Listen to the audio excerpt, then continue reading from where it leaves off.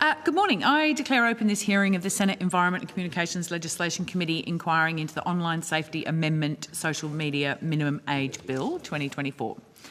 I begin by acknowledging the traditional owners of the land on which we meet and pay my respects to their elders past, present and emerging. This is a public hearing and a transcript of the proceedings is being made. The hearing is also being broadcast via the Australian Parliament House website. Before the committee starts taking evidence, I'd like to remind all witnesses that in giving evidence to the committee, they are protected by parliamentary privilege. It is unlawful for anyone to threaten or disadvantage a witness on account of evidence given to a committee, and such action may be treated by the Senate as a contempt. It is also a contempt to give false or misleading evidence to a committee. The committee generally prefers evidence to be given in public, but under the Senate's resolution, witnesses have the right to request to be heard in a private session.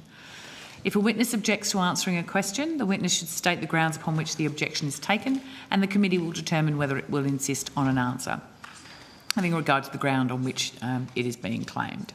If the committee determines to insist on an answer, a witness may request that the answer be given in camera. Such a request may, of course, be given at any other time.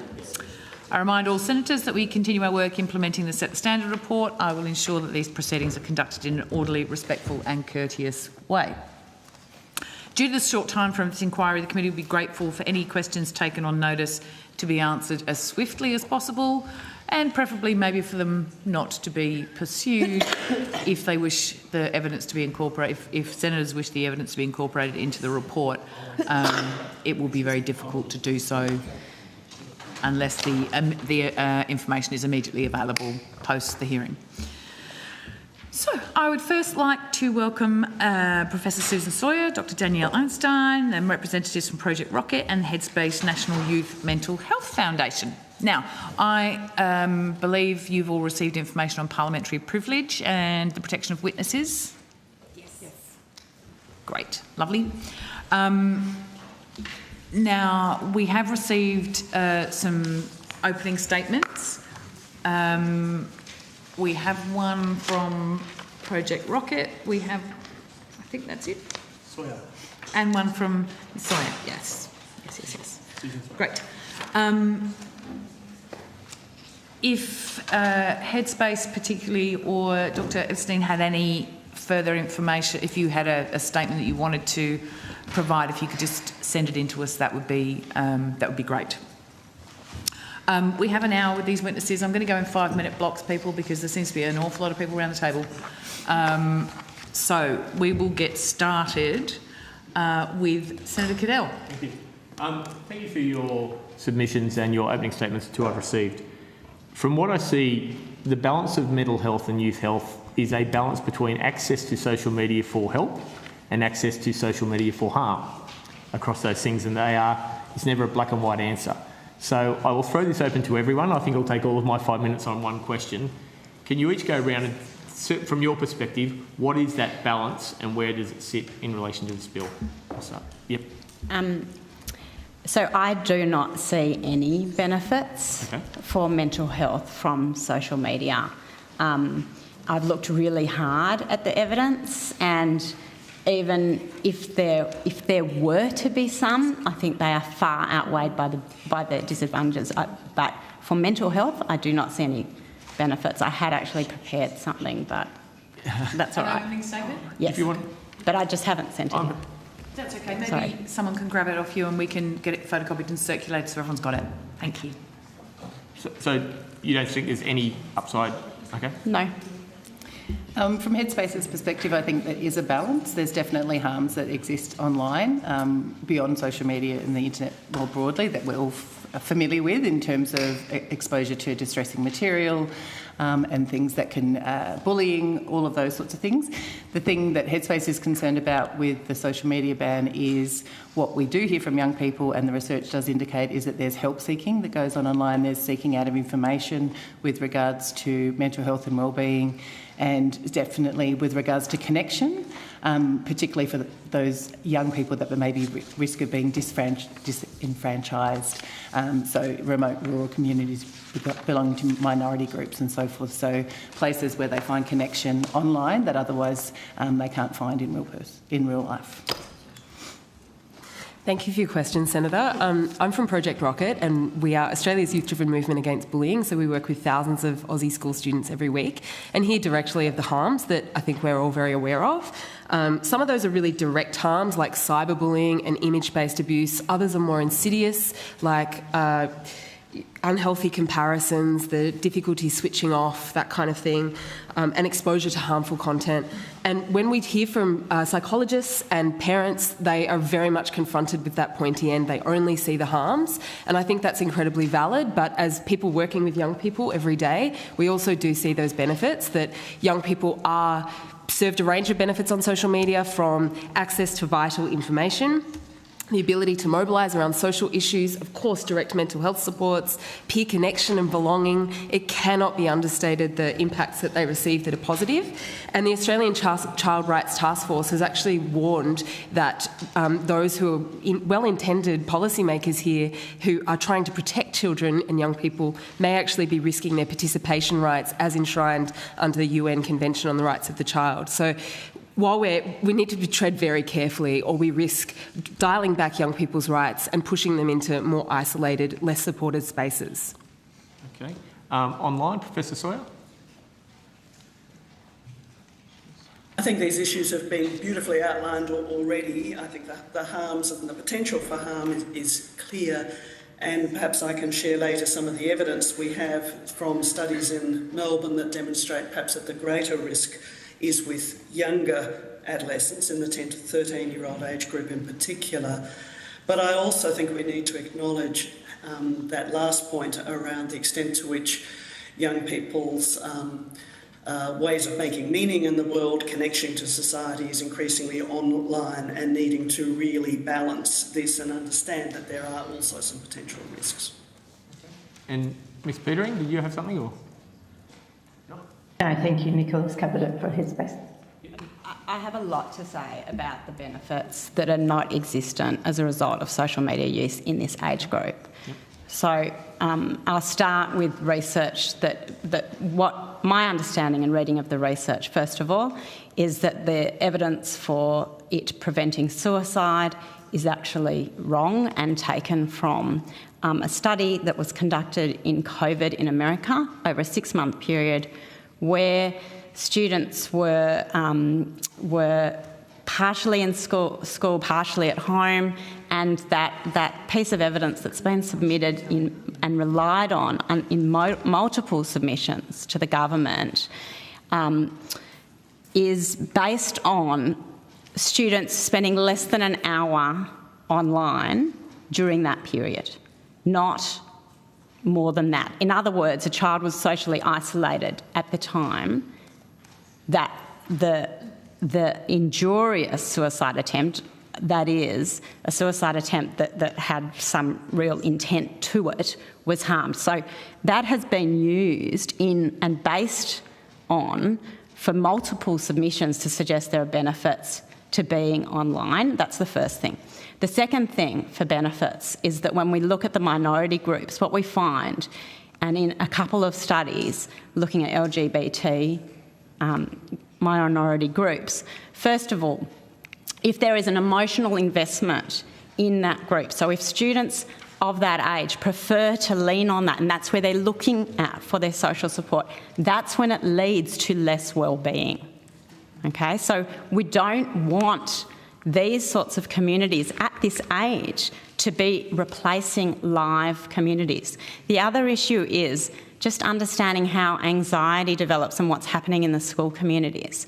So schools have become less friendly, more hostile, because there is this addictive element of social media, as well as obviously other components of online use, but social media in particular. So, Dr. Einstein, I'm just going to... Is that contained in the opening? Is some of that material contained in that opening statement that you were going to? No, not the part about social support or that's more just relating to my questioning the benefits. I don't think the evidence actually shows the benefits when you look really carefully at the actual evidence in those studies. I'm just going to interrupt for a minute. We have a lot of media in the room. I'm just checking that nobody has any objections to them doing what they need to do. No? Great. Thank you. Please go ahead.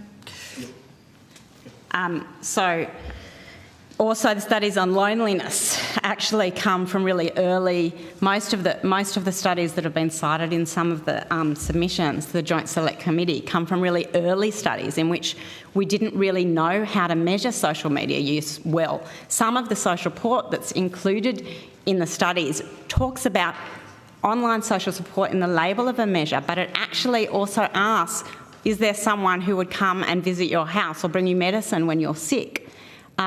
Similarly, the loneliness studies, as I was saying, they're from a time where Facebook was the main use. And at the time, Facebook was being used to get closer to other people in your real life. Now, we're in a situation where social media has become an alternative way of living. Right? And it's so addictive and it's so much easier than the hard thing of having to sort of talk to the person next to you, right? That it's become preferred for many in this age group. And I was at a school just on Friday working, because my research is actually in school interventions, what we can do, and in understanding the connection between anxiety and social media use. And the problem is, as we all see in our lives, students, it's easier to be talking to a safe online community than to be putting yourself out there. And at this age, when you're trying to develop skills in terms of being able to speak to people, being able to make mistakes and have them not spread like wildfire, it's all right for me to make a mistake with Sally because I can then go and correct my error and fix it up when I try again with Joanne, right? We've just got this massive problem. We can't have this addictive online community at this age that takes my preference that I feel safe with because I'm not learning what I need to learn between 13 and 16. People's time, so Yep. Thank you. We'll go to Senator Dunham. Thank you. My question's for Professor Sawyer. The opening comments that you all made were very fast. I wondered if you could, perhaps in your opinion, talk about what you think in terms of the benefits of young people's access to social media and whether they're outbalanced by the exposure to the harmful content and addictiveness of the scrolling that Dr. Einstein just spoke about. And also, what do you see as any of the risks of cutting young people off from social media, and how could these risks be mitigated? Yeah, big question, complicated question. Look, I'm a researcher with 30 years' experience as a paediatrician working with young people and in doing research with young people. I think the research isn't helpful in this regard, to be honest, but the research that we have done from the child to adult transition study in a large cohort in Melbourne, a longitudinal cohort using robust evidence, would suggest that the greatest harms in terms of both depression in particular, but also anxiety as well as well-being, are for those younger female adolescents, and this was the 10 to 13-year-old age group, who were using more than 2 hours of social media a day.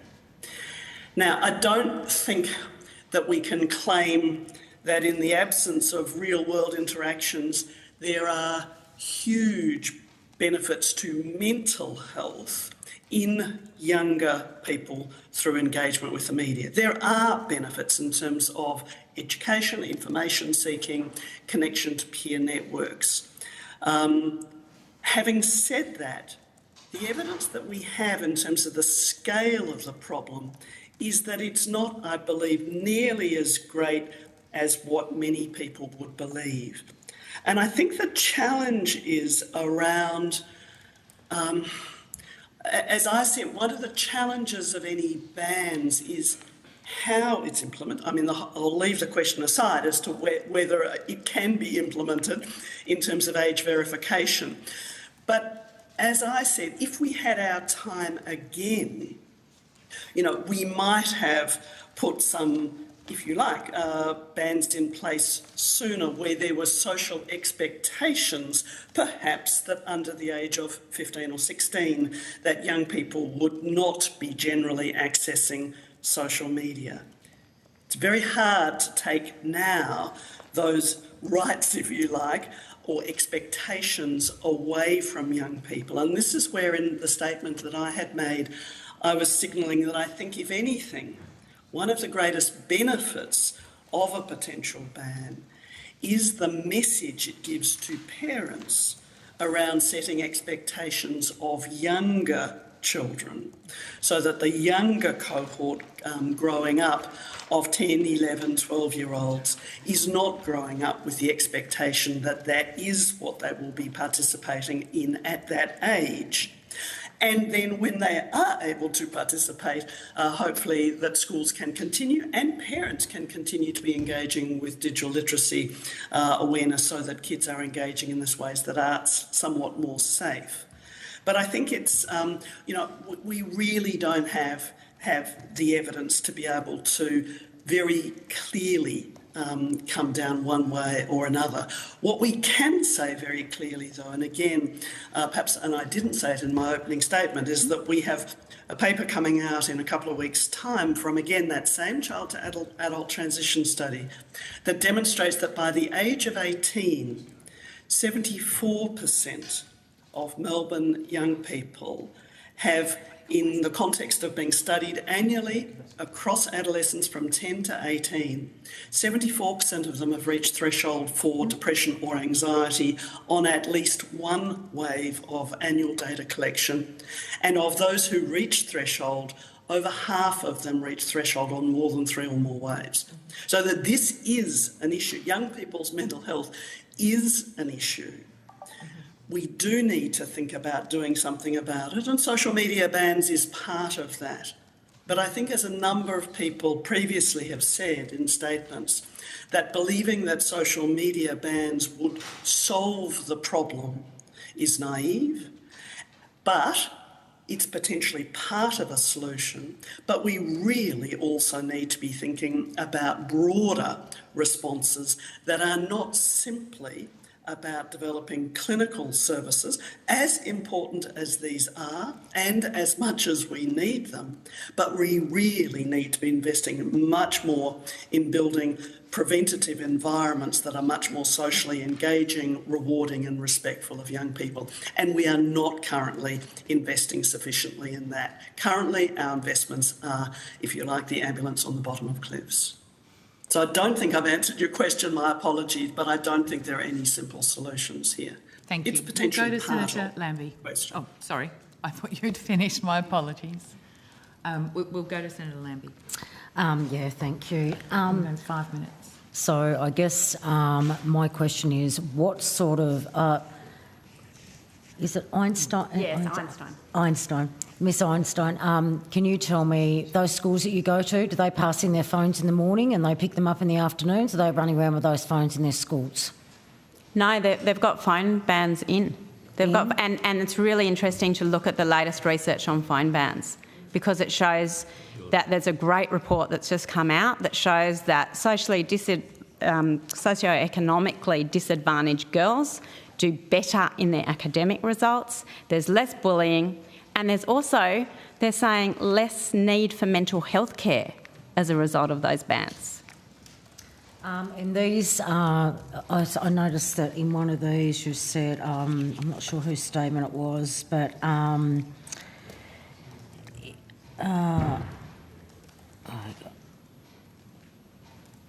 so do you agree there should be less time on social media? Absolutely, because in both the research, and I work as a clinical psychologist and I research this, and I have been doing it since phones came into students' hands, into being owned by students. I've been researching this. When you limit social media use, depression and anxiety gets better, invariably. Oh no, I've seen it on veteran mentors, 3 days. It's like drug and alcohol. They will have withdrawal symptoms. So you take those phones off them for 3 days and they're not even looking at them on their 10 days. They're not even going to their bags and getting out their phones. They're saying goodbye to everybody. That's what they're doing. And they're paying attention to each other. And they're paying attention and they're actually talking to each other. So is it one of you guys that are against this? What mental health issues are you speaking about if you cut this off? I can jump in here. And so thanks for the question, Senator. I'm from Project Rockit. We're Australia's youth-driven movement against bullying. So absolutely see those harms and working with students in schools every day. I'd also add, though, that suicide is the leading cause of death for young people aged 15 to 24 in this country. And our colleagues at Reach Out have found that 73% of young people turn to social media for mental health support. Now, we might prefer that they go to other areas and other channels to seek out that support.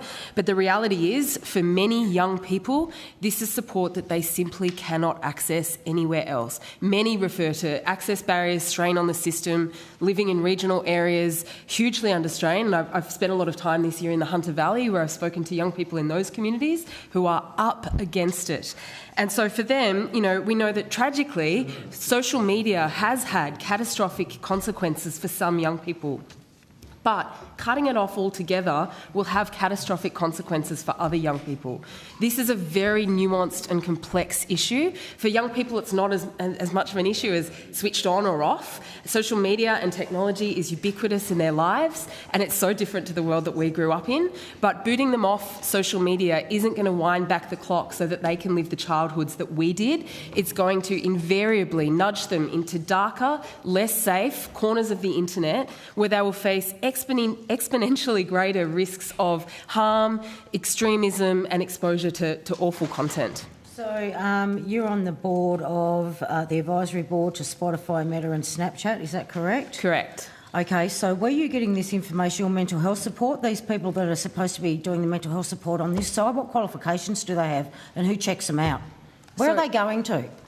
You're saying they're getting mental health support online. Who's checking out the people that are actually offering that mental health support, what qualifications they've got and whether or not they should be online giving those mental health supports? Yeah, so in many cases, actually I think you could probably speak to the mental health support that Headspace provides. That's probably more your domain. I'm not just talking about Headspace, you said there's mental health support on there. Yeah. And you looked at all the platforms that say that they're getting mental health support. Who's been through all that to make sure that they've got qualifications that are needed for our young people? Well, that's not my remit, but I think that would be a really So interesting area for exploration. Is this not something that Spotify, Meta and Snapchat have come to you and said, we should check these out? I mean, where is their responsibility in this? Have they been checking these people out, or these companies that say we are there, we offer mental health support, what qualifications they're carrying, what success rates they've got, all this sort of stuff? Where's that coming from? Yeah, I hear you, Senator. And actually the reason that we serve as an external, critical, independent expert on these advisories is because I, like you, would like to see tech platforms held to much greater account. We can't do that as advocates without strong regulatory frameworks that actually mandate safety by design, that asks these critical questions that you're asking. So we need these conversations, and that actually ensure that platforms put young people first. So we're in agreement that something needs to change here. However, Mike, I have a concern that actually banning young people from social media, young people aged 13 to 16, effectively lowers platform accountability. If the assumption is that young people under 16 aren't on the platform, what responsibility do these platforms have to provide age-appropriate experiences and safety supports for these young people? We know that people of this age group are going to social media in droves. In fact, I can pull out some quotes. Ethan, young person from Mornington Peninsula. Thomas, I don't have time. All I asked you was has anybody, maybe you could answer that, Dr. Einstein, you look like you've got an answer, but who is watching these so-called people that reckon they're giving mental health what's the word? Support? Yeah, do you know anything about this? Well, I know that a 2024 study found that only 1 in the top 10 TikTok videos tagged with teen mental health contained reliable evidence-based information. That's great. And I'd just like to add that the reason I don't believe social media can provide that sort of support is because when you are getting support for depression, it needs to be nuanced. Yeah. You need support where the person knows what's going on. And I'm actually going to say also, when we're working with mental health in this age, we don't always want support in the moment. We want, and I've written about this in my submission, we want to learn that I can handle myself in the moment, that the bad thing doesn't happen and I'm okay, and I don't need a whole audience behind me backing me up. I just look maybe at you and see a half a smile. all right, or a bit of a... And I realise I'm okay afterwards. And I learn by braving it out by myself. That's how I get resilience. Maybe later I reflect with someone via one-to-one chat, right, or via a phone call, and I might reflect on what happened and have a debrief, and I might learn and change my direction or get some support later. But at the time, and with just general social support, that does not help a person improve in terms of their mental health. And Jackie, sorry, one more question. When you go to these platforms, how do you know that you're getting the same? Because it's really, you know, when you have a counsellor with these kids or a psychologist, they need to be seeing the same one. They don't need to be reliving their stories. Is there a guarantee that this is happening?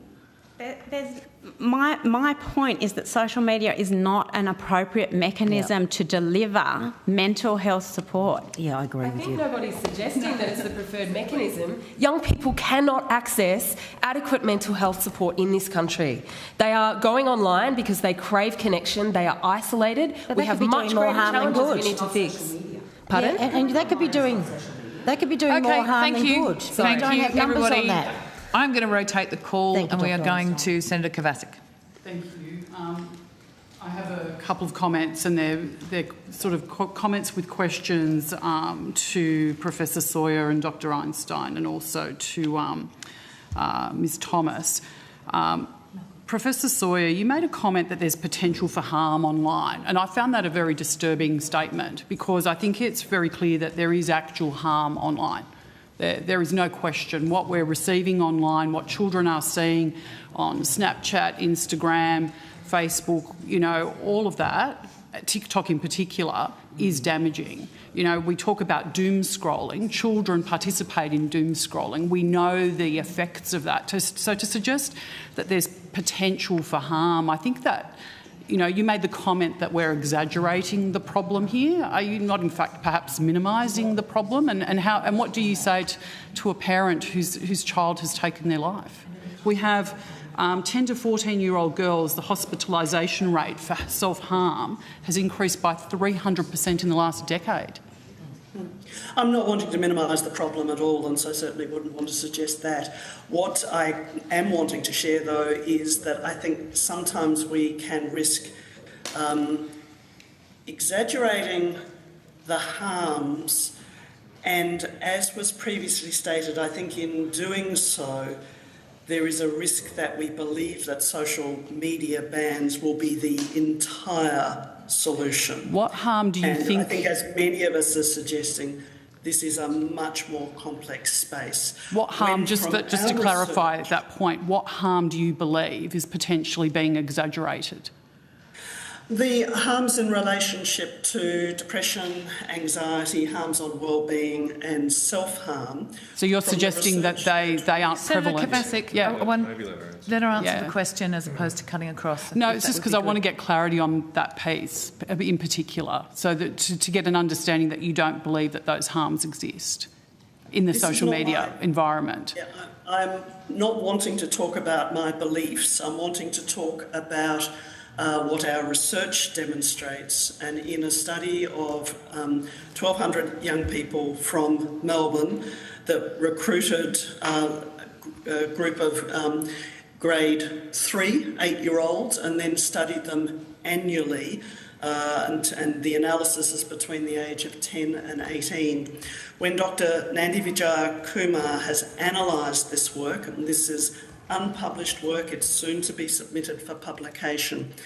The analyses demonstrate that in relationship to depression, there is significantly greater evidence of depression in particular, and also reduced well-being overall, but very much it's younger adolescents, girls aged 10 to 13. And the evidence was not there of significant increases in self-harm.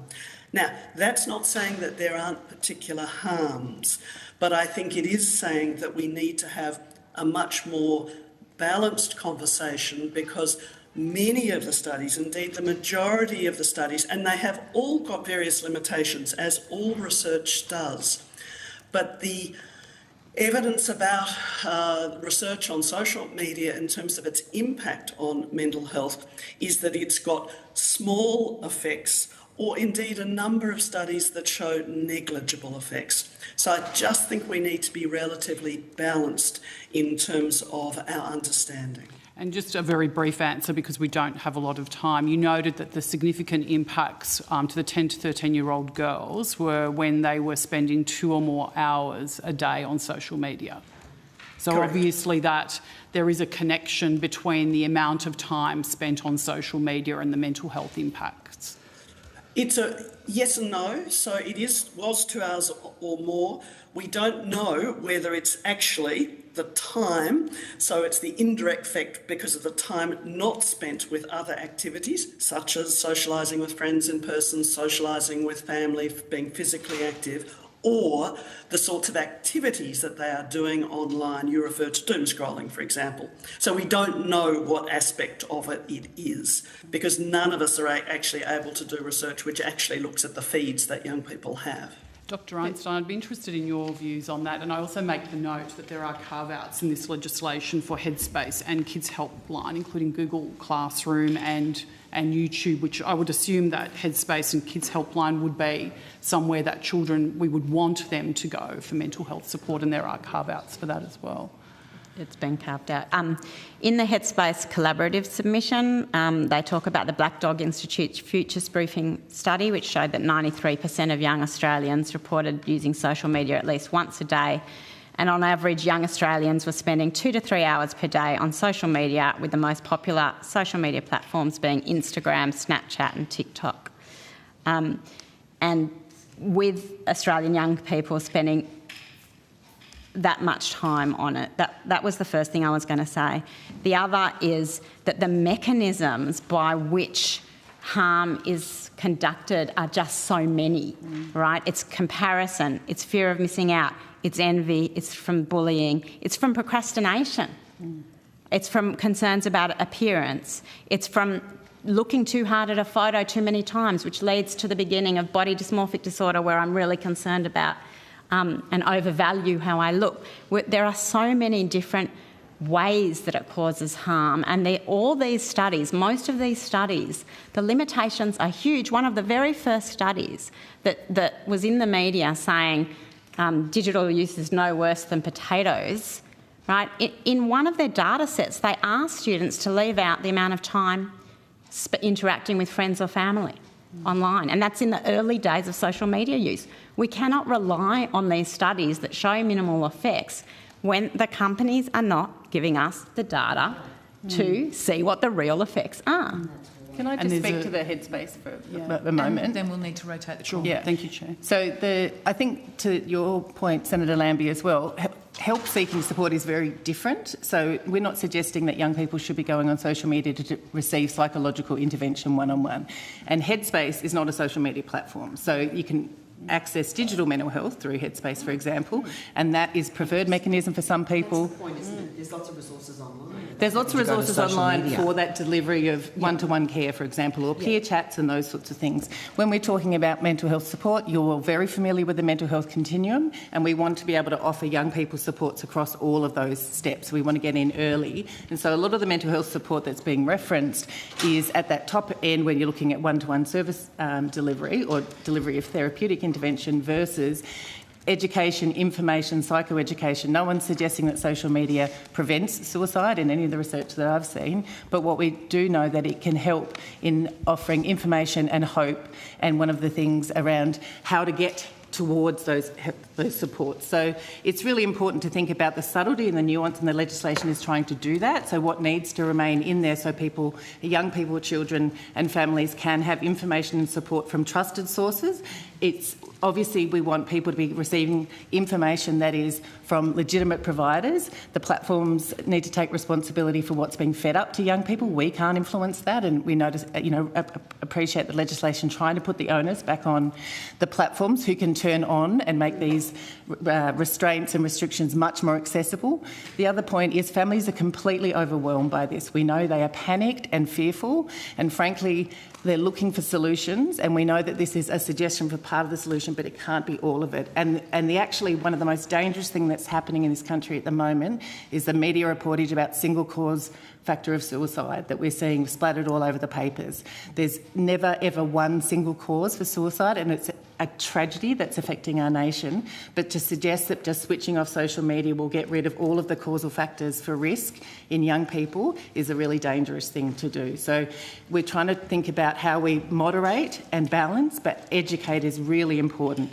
Every parent that you speak to, you would have heard on the weekends, everyone's talking about this. What do? They want some help, and that's what we're suggesting. We need education and information to open up conversations to help our young people navigate their online and offline Sorry, I'm worlds. going to jump in because I need to make a correction. And then I need there. to rotate the call. Absolutely. There are a lot of senators in the room. No, of course. I just wanted to make a correction because the paper that you've referenced around comparing the harms of social media to the harms of eating potato has kind of been slightly erroneously referred to. And I think the lead researcher on that paper, Professor Andrew Shabilsky from Oxford, his intention, the aim was to explore how you can basically prove anything has a contributing factor to young people's mental well-being. And they found that using the same data sets that authors such as Jean Twenge and Jonathan Haidt have used to draw wide sweeping conclusions, they found a small but moderate association between eating potato and social media, youth mental health. Are they saying that eating potato causes youth mental ill health? No. They're saying that we have to be very careful with how we treat this data. That was the point, and I just wanted to make that correction. Thank you. We're going to rotate the call now, and we'll go to finish. I think Dr. Einstein was trying to finish something she was saying. Yeah. I was just pointing it out. Sorry, I thought that it was... Sure. So I just want to say that this bill is not taking away the internet. You can still get information from the internet. This is about social media use. And the potato was the headline in the news. And it influenced people's beliefs about whether digital use was harmful. And we see that all the time when studies are being reported in the media. Thank you. Senator Roberts. Thank you, Chair. Thank you all for being here. Ms Thomas, there are harms and benefits at school. There are harms and benefits in life generally. Claude Mellons, Professor of Medical Psychology in the Departments of Psychiatry and Socio-Medical Sciences at Columbia University, stated this, quote, "For young people, social media provides a platform to help them figure out who they are. For very shy or introverted young people, it can be a way to meet others with similar interests. Social support and socialising are critical influences on coping and resilience, providing an important point of connection. On the other hand, during COVID fewer opportunities for in-person interactions with friends and family meant less of a real-world check on some of the negative influences of social media." Isn't the professor making an important point? It's not about stopping real-world interaction, it's about balancing social media with real-world interaction. Isn't it about a balance, not about prohibition? And isn't it also the fact that parents are and are better than governments? Parents, not governments, are the best to decide how their children develop. Yeah, thank you for the question, Senator. I think you're speaking to that idea of balance that a lot of us have been trying to refer to, that we are acutely aware of the harms, and I think they're beautifully captured in that quote, and acutely aware of the risks that we may create new harms by cutting young people off. I think this is a really important point, and I'd just like to give you one example, a quote from a young person, Reese from Tamworth, who commented that social media has helped me figure out and become comfortable with my sense of self, is that as there is a large community that is able to connect me with people all over the world. Living in a regional area, it's difficult to find people dealing with the same personal developments, and social media really helped. This is beyond just direct mental health intervention. This is about finding other people like you. It's about finding spaces where we can affirm ourselves and use our voices and mobilise around actions that we care about, just like we're all doing here today. So I'd love to point out that the Office of the E-Safety Commissioner has done some fantastic research into the experiences of specific groups, those who are First Nations, LGBTQIA+ Australians and disabled and neurodivergent young people. All of these groups face greater hate speech online. Actually, belonging to one of these communities, I can say that we also face greater hate speech offline. But what was really important is they also found that young people in these communities that already face marginalisation are more likely to seek emotional support, not just mental health support, connection, news and information, including information about themselves and the world around them. So I take your point. Thank you. Another quote from Deborah Glassifer, Associate Professor of Clinical Medical Psychology at Stanford University. Quote, whether it's social media or in person, a good peer group makes the difference. A group of friends that connects over shared interests like art or music and is balanced in their outlook on eating and appearance is a positive. In fact, a good peer group online may be protective against negative or in-person influences. Is this bill throwing out the good with the bad instead of trying to improve support and digital media skills to allow children and parents to handle these trials better? I think there is a risk of that, yes, and I think we really need to, in a much longer and more thorough time frame, interrogate and weigh up all of these risks and unintended possible impacts. I'd like to draw another quote from Lamissa from Western Sydney University. You spoke about influences. We tend to imagine those being solely negative.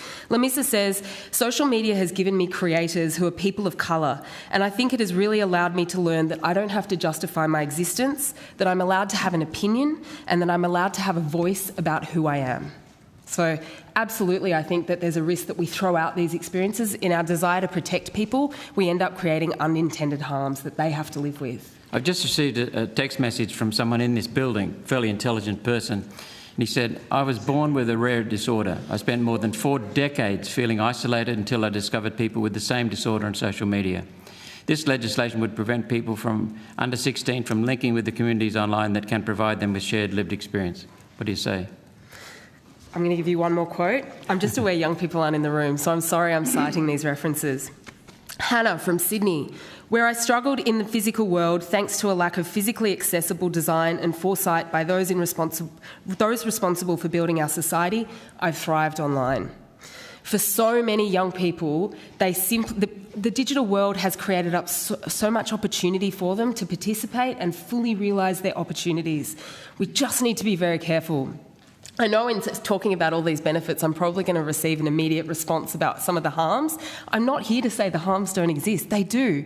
If anyone is aware of them, I've been working in this space for 20 years. I started Project Rockit because I wanted to tackle these issues as a young person fresh out of school. We know they're there, but we have to be very careful not to, impact these positive benefits young people face. And isn't there, Ms. Thomas, very important access to parents, grandparents rather, for their support and experiential interaction with social media? A lot of children interact with their parents through social media, or grandparents.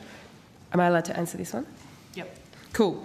I think one of the big grave concerns around implementation and enforcement is that it won't just be young people who are needing to verify their age online. It will be every Australian.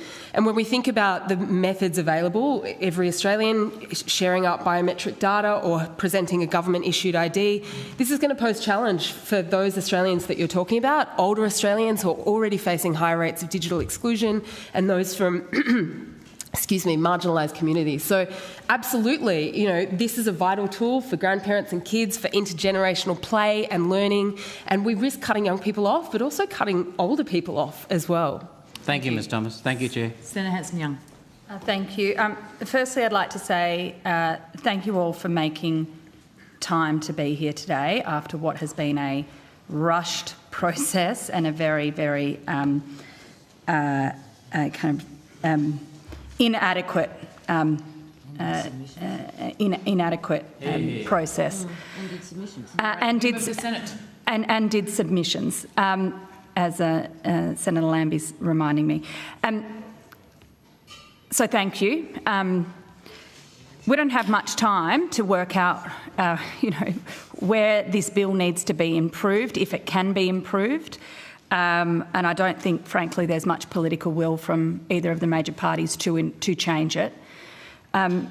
So I would like to know, I've heard the concerns you've raised about the exclusion of young people and how difficult that may be, particularly for those in rural and regional areas. And as a kid who grew up in the bush, I get that and I understand that. I'm interested as to how we work with and talk to parents about their very real concern.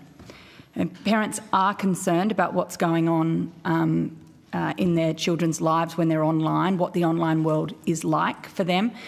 many don't feel like they have an understanding, that they're very digitally literate to understand how to engage. Can you give us some examples of what the government could be doing to help parents engage more proactively with their kids on this stuff? I'm happy to go from Headspace's point of view. I think it's an absolutely critical point. I think one of the opportunities that this debate, which I agree it'd be nice if we had a bit more time to think about the nuance, because that's, I think, what we're all talking about here. None of us are naive enough to think that there's all good or all bad. But one of the primary things that this has surfaced is parents are scared and overwhelmed, and they don't know how to protect their children. And so in other areas we spend years with public health campaigns or safety campaigns. The eSafety put a great example out around you don't just put a fence around a pool, you also teach your child to swim. So I think those analogies are really helpful to think about how we work with families and carers across Australia and their young people to have these conversations. The conversations of which parents are most scared to have are difficult conversations, so about self-harm or suicide or pornography or sexploitation, all of those things, and that's what they're frozen on, honestly, in a lot of these circumstances. And what young people are saying to us is, like, we actually get quite a lot of information about those things through different mechanisms. We actually want help with all of it, with navigating the online and offline world, with friendships, with relationships, with bullying, with exclusion, with identity.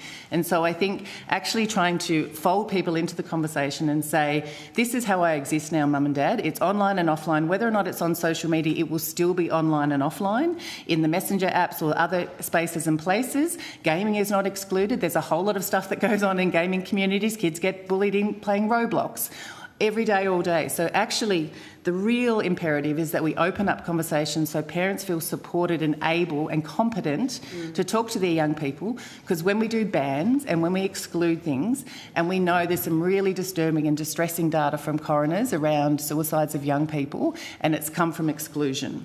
And what happens is when we say no ban, take your phone, kids don't give parents information about harm that's happening to them online because they think their phones are going to be taken away from them, because that means they're not able to connect. They're on the outside, whether or not it's on social media apps or other messaging apps. So I think the broader conversation is, how do we support everybody in this country to have an open and transparent conversation in the same way we would in a harm minimisation way about alcohol or drugs, about sexual health, about healthy relationships, consent, all those other issues.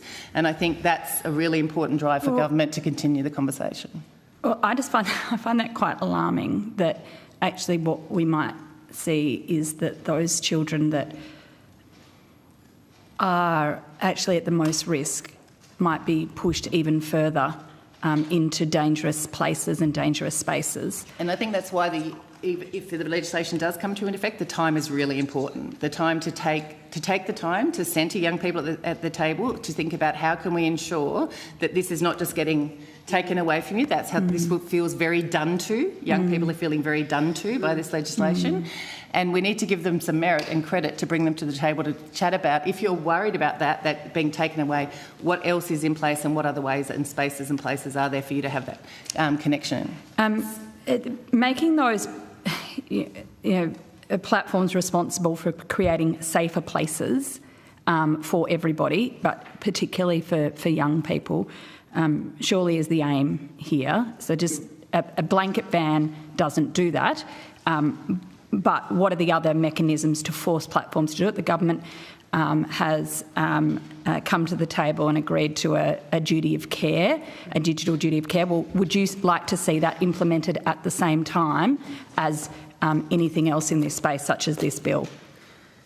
I'm not an expert in that area, but I certainly think a digital duty of care and putting the onus that is being indicated in the bill with social media companies, they have the power and mechanisms and tech now to serve us up anything we want or anything they want us to receive. So certainly putting the onus on them to take more responsibility for what they're serving up and having a duty of care, I personally think is a really important part of the puzzle. Well, otherwise they just get pushed onto something else that's not as safe.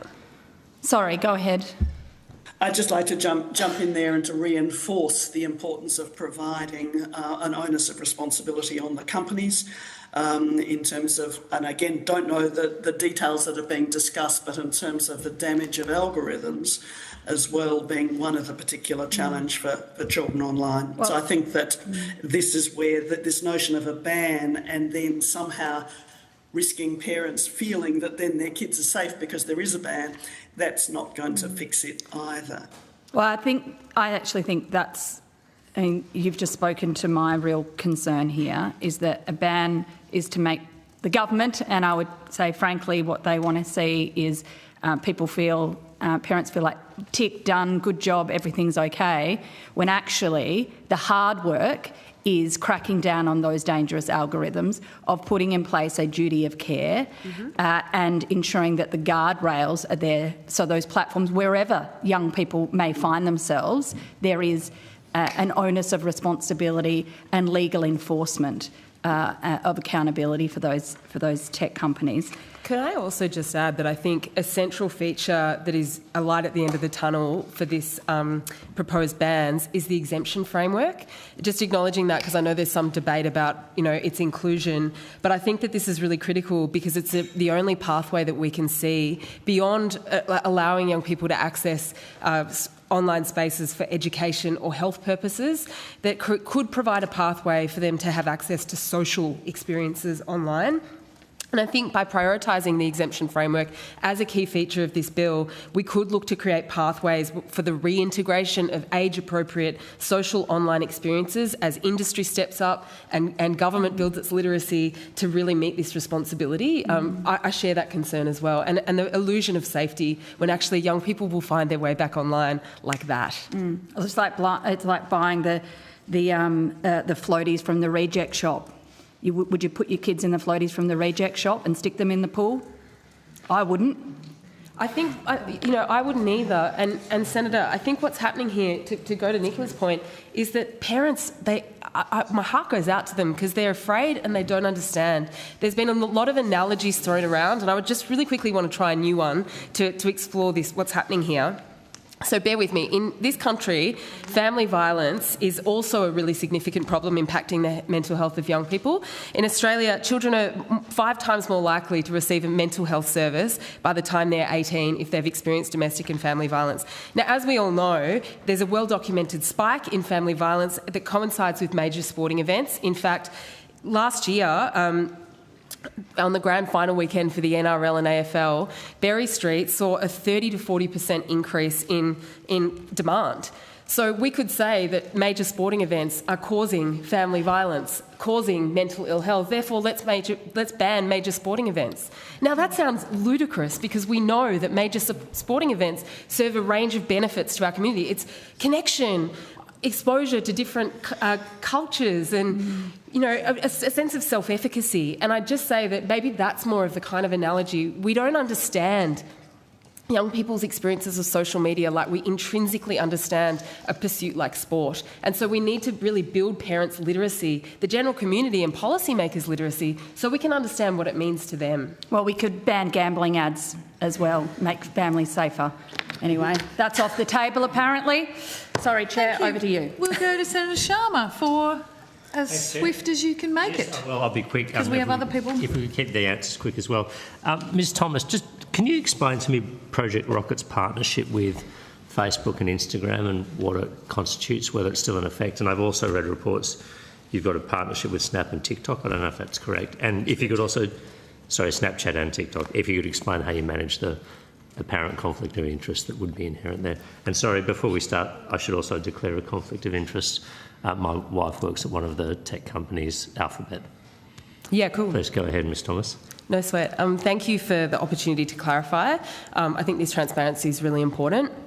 So to explain our revenue model, Project Rocket's, as I've mentioned, our primary impact and revenue model is delivering programs into schools. We've been doing that for 20 years. Our core customers are teachers, are schools. We also have a not-for-profit arm that delivers programs for communities in need through philanthropic funds and grants. We are involved in safety advisory boards. The platforms we work with are Meta, Snapchat and more recently Spotify, and these have been transparently disclosed in all of our submissions. Alongside that, our goal is we do this to make social media platforms more accountable. We do receive an honorarium for some but not all of these engagements, and it's the standard practice to reflect the time and expertise required. However, These honorariums don't affect our ability to be impartial and to provide critical feedback. Indeed, we provide a lot of critical feedback. That's why we're there. You can keep going. Okay, cool. We also have a range of partnerships, financial partnerships with corporate and community partners, as well as accessing government grants for collaborative partnerships. And unfortunately, the financial details are commercial in confidence of these, but I can't provide specific financial information, but I can say that every partnership Project Rockit has is supported by a clear agreement ensuring our independence. Our position on these conversations is built by evidence and deep consultation with young people, and certainly is no way led by these relationships. Actually, we share the goal of wanting to hold social media platforms to much greater standards. I appreciate the commercial in confidence considerations, but there is a media report where you're quoted about a $1 million partnership with Facebook and Instagram to establish a digital ambassadors network. Yeah. Is that partnership still in effect? No. That was a partnership from 2018 to 2023. We supported over 27,000 young people with youth-driven, youth-designed programs in communities all over Australia. The content was designed by young people, not by Meta. They just supported the program. Okay, thanks, Ms Thomas. Ms Palfrey, if I could just quickly turn to you on behalf of Headspace. How do young people access your services, and what proportion are using social media channels to access your services versus walking in the door, phone consultation, using your website? So social media, so I can take it on notice. I think we provided some of those figures at the last time we appeared here. Even a qualitative description is fine. So, I mean, the massive majority, we have 163 centres across Australia, so the majority of services that are delivered via face-to-face services and supplemented with telehealth or digital mental health services. We don't deliver mental health services to young people via social media. We use social media to provide help-seeking information, information around mental health and wellbeing and so forth. So we have a presence on the social media platforms. It's not delivering mental health services, if that No, that makes sense. So, Yeah. I mean, I've just had a look at your website. So, obviously, a lot of your resources are on your website as well as on social media channels. So the social media channels will be used to drive people to our website or our services. Yeah. Got you. Okay. No, thank you. That's helpful. I mean, I just wanted to reassure myself that if this legislation passes, young people are still going to be able to have access to mental health advice, and at least with respect to Headspace, it sounds like it is. Professor Sawyer, and I'm sorry to move quickly because I know time's short. Professor Sawyer, you mentioned the evidence of particular harm for social media activities for, I think, 10 to 13-year-old females. Am I right that social media companies are currently legislatively prohibited from offering their services to under 13-year-olds because of US legislation?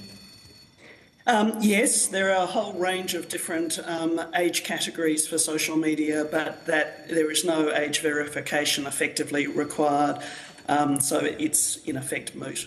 Okay, so it's a bit like the movie classifications of parent guardian recommended. These are not limiting of young people being able to access social media. No, I see, but there is a legislative requirement for social media companies today not to allow children under 13 to access their services, right? That is my understanding. I'm not an expert on it, but yes. I believe it's under the Children's Online Privacy Protection Act, a piece of US legislation. So in your experience, do social media companies do anything to seek to prevent under 13-year-olds from accessing their services? I've seen no evidence, and in all of the parents that I've had communication with, I've seen no evidence of that. Okay, thank you. Thank you, Professor Sawyer. Thank you, Chair. Thank you. We'll go to Senator Pocock. Thank you very much. Thanks for your time on this very rushed timeline. I'm interested in your views on how this should work in a larger approach to what we're trying to do here. I think no one seems to be arguing that there are significant harms from social media, but I note that the Privacy Act review recommendations haven't been implemented by the government. We've heard talk of a digital duty of care bill. I'm interested, how do you see that fitting in with this sort of 16-year ban? I'm going to start with Dr. Einstein. I think we need a multi-pronged approach. I think this is only one aspect of it. I think it's a really important aspect of it. When we were talking before to Senator Roberts about the specific individuals who were expressing that they like social media. When you look at big studies looking at how socially anxious people who are shy use social media and lean on it, what happens is they end up addicted. Okay, so that perpetuates the problems, and anxiety is a gateway to other mental health problems. So in regard to your question, we need lots of different attempts, and we've written a paper that will be coming out in New Zealand shortly about a multi-pronged approach to this. But this is important because it changes the norms, right? So at least we'll get 60% of children where they're safe in their families and happy not to be on it because they feel the benefits immediately. There's another 60% of kids who they can talk to and be friends with who are also not on it. And that's a really important change for us to be able to make. I don't see that. I know the harms exist in terms of the content and the algorithms and the exploitation and all those. They are very serious harms. But I actually think we're ignoring the harm of addiction and the impact on neurological development that we're starting to see and going to see even more coming out. And we actually need to prioritise their development over what they feel they need at the time. You get better development, healthier, stronger children if you have this in place in legislation. It's not perfect. And yes, I agree there should be more time, but it is better than nothing. It's a good start as long as we keep working on it. And I'm keen to get others' views, but you said 60% of young people would likely get off. The 40% who are left there, I'm interested, like, what other safeguards should there be, and how does that fit in with privacy, duty of care? Yeah, not to repeat myself, I think it's a piece of the puzzle, and Headspace have been pretty clear about that it is an instrument that we think is potentially a bit blunt and needs to be accompanied by a whole lot of other streams. I think the accountability from the social media platforms and them actually taking it seriously, that they cannot enter our market and sell to our children unless they step up and play according to the rules that we're wanting to put in place, is really important. But I think the overarching notion is that we need to be having these conversations with young people in the room so we can hear from them, so we can support families to have the conversations, because it's seriously lacking at the moment. And so having support for a young person to think about how they access information, support, connection, identity affirming information is not happening at the rate it should be, because people don't feel equipped to do it. And so I think we need to look at all of these things as a public health issue, and it can never just be one thing that we stop this over here because we're not banning the internet. So the concerns that Senator Hanson-Young raised of false security, that is a real concern. Mm-hmm. Anyone else? Yeah, I'd say we're not banning the internet, but this, for a majority of young people, knowing how they engage with online spaces is akin to banning the internet. That's how it feels, that's how it looks, that's how it smells. And so we very much need to be careful. Absolutely, I think we need to think about, well, how are we letting young people participate? How are we letting them engage online? I want to share really quickly a quote from the UN Committee of the Rights on the Child. They actually say that national policies should be aimed at providing children with the opportunity to benefit from engaging with the digital environment and ensuring their safe access to it. So I think the digital duty of care is a fantastic development, but what are we doing to actually create access for young people to online spaces? I think that's a question that remains. Would love to see greater attention, and agree that absolutely bringing young people into these conversations, particularly those who are most likely to face extreme harms as a result of this, just needs to happen. There needs to be that youth consultation from the get-go. Dr. Einstein? Can I just say... jump in here? We'll go to Dr. Einstein first, and then we'll go to... Can you just address that 60% figure you mentioned? But I will just point out that we're already over time, Yes. so I'll ask people to be as brief with Parents can't ask their children to be off social media because they then miss out on everything. Okay, but once you have a chunk who are happy to do that, they know they'll still have friends. That's the first thing. But what I was going to say is what we're changing here is the addictive element of the social media. It's the notifications. It's all the different elements of it. That is not healthy, and that's what leads to addiction. That's what leads to overuse. It means that even in the playground or after school with friends, they'll instead turn to people who they feel safe with online rather than giving respect to the person next to them and letting that person build a relationship. We need those little connections to build our mental health at that age. You need to look, so we're changing the environment for at least 60% who are going to be able to put better controls in place for themselves.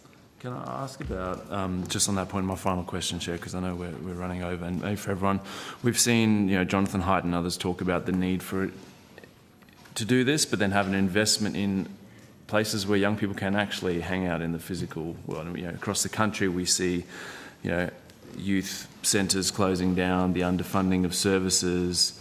What needs to happen alongside this? I hear from people in Canberra who can't afford... This is where I'd like to jump in, if that's possible. Yeah, go for it. This is exactly the point that I would like to make. I think this is incredibly important, that we have seen the consistent and sustained underfunding of the sorts of resources that have historically supported families within communities to promote healthy child and adolescent development. And so investment in sporting clubs, investment in ethnic communities, investment in youth workers, investment in a whole host of not service responses, but opportunities for children and young people to participate in their communities. So when you ask what else is required, I think it's this broader focus on a child and adolescent healthy development strategy, which I think is actually required, that we currently do not have in our country, have not had for a long time. And it had been made earlier in terms of the disproportionate focus on age verification around social media, but in the absence of anything with pornography, for example, or gambling. And so I think, again, this is where taking a broader, more strategic and consistent approach to healthy child and adolescent development is a critical opportunity for the government. Anyone else want to add anything? Yeah, I mean, I'd love to. I completely agree. And I think this is about investing in young people as whole, complex, well-rounded people, because they are, and all of us know that with young people in our lives. This is a blunt instrument, this bill. It's not supported by over 100 Australian and international academics and civil society orgs who signed an open letter to the PM and premiers warning them against taking this approach. It's not supported by Australia's leading youth mental health organisations who have co-signed multiple shared position statements, again warning that this will create unintended harms. It's not supported by any of the recommendations handed down by the Joint Select Committee. And so we're saying this is not the approach, but these are the approaches. They're much more nuanced, and they actually back young people in actually developing the things they love and their lives and their opportunity to participate. Thank you. We'll go to Senator Billick. Thank you. Just a couple of quick questions to Headspace. So there's going to be a 12-month implementation time frame. So will that allow organisations like yours to make preparations to adapt and set up alternative pathways to support? It's not a long time frame. I mean, the pathways to support will have to be developed in terms of, as Senator Sharma was saying, we have online supports and we have in-person supports, but actually how you direct people to them, we know that there's a lot of information and help seeking and traffic, for want of a better word, driven through to our website and services to do that. In terms of the strategies for how you reach young people in a mass way over that period of time without using social media would be my media and comms people's responsibility. But I think the time frame is really important to think about the other things. I mean, we, in the last week, produced 2 web pages about this proposed ban for young people and family because we know they're confused and we wanted to support conversations around it. So we can move fast, but actually in terms of reaching them, for them to know that it's there, social media is an important mechanism for us to do that. Okay, thank you. And will the government's decision to carve out of its definition apps that function like social media but are primarily designed for the health and education of young people help organisations like yours innovate to connect with young people through the digital platforms? I think the exclusions are really important, yeah, in terms of the health and education, and I think the health and education sectors would agree that, you know, that the provision of that sort of information and resource is vital, that it can still be reaching out to young people. Thank you. Thanks, Chair. Thank you very much. We'll go to Senator O'Sullivan. Thank you. I'll keep my questions brief and maybe just get some brief responses as well. In the explanatory memorandum, it states that it's impossible for governments to completely prohibit young people from accessing harmful products or content. It goes on to say Australia should be prepared for the reality that some people will break the rules or slip through the cracks. I think that's quite salient advice. Can I get, maybe starting with you, Professor Sawyer, what are the risks of circumvention? I can think it drives young people maybe into apps and services that aren't as mainstream and are a little more hidden and away from maybe their parents' eyes, and to providing that protection. So what are the risks, and do you think should the circumvention issues be resolved at any cost? Look, I think we're right to be concerned about unintended consequences. And so, firstly, I challenge that parents know what's going on the existing sites, the public sites, but there is concern that this will risk young people being swayed into less well-moderated sites such as WhatsApp, which are encrypted, for example, and then there'll be a whole lot of other, appearance of other sites to circumvent this. So it's way beyond my expertise as a professor of adolescent health, but this is certainly something where, in terms of the implementation of any ban, there would need to be a lot of consideration given to unintended consequences in relationship to other sites. Anyone else? I think it's a legitimate concern. That's one of the main things we raise. Young people, if you talk to them about this ban, they don't think it'll work. They think they'll go around it, and certainly our concern is it'll drive them into unregulated spaces that will be spending a lot of time and energy, and the E-Safety Commissioner will be very hard-pressed to keep up with regulating and keeping across. You think about Tumblr 15 years ago, where it was just wall-to-wall images of self-harm. So as mental health professionals, we would, had no space or place to try and regulate that or get people off it. So it's a real concern. And do you think there should be... in terms of dealing with the circumvention, should there be any limit to the government's efforts to limit the circumvention, increasing the restrictions around it?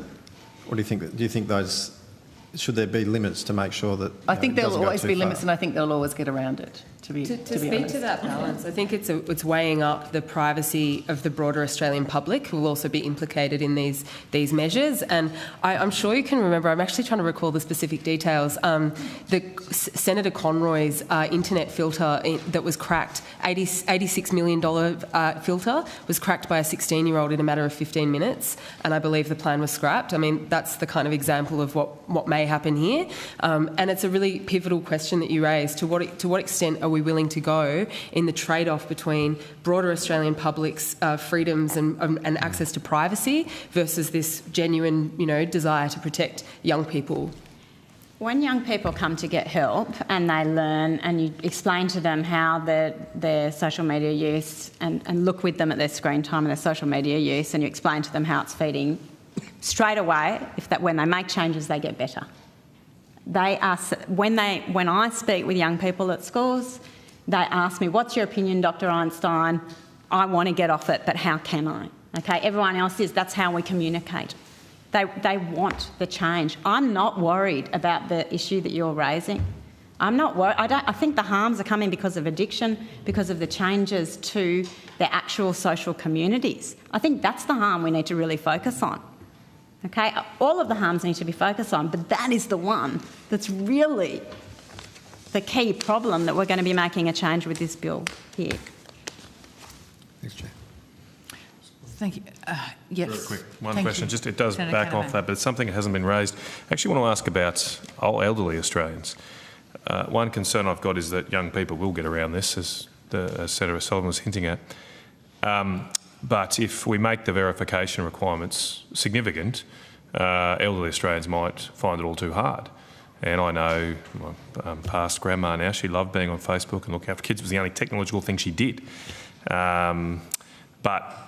Is there any research on how social media helps elderly Australians stay connected? And do we need to keep that in mind with the implementation of anything like this, so they're not unfairly kicked off through very significant technical requirements to stay on it? No research.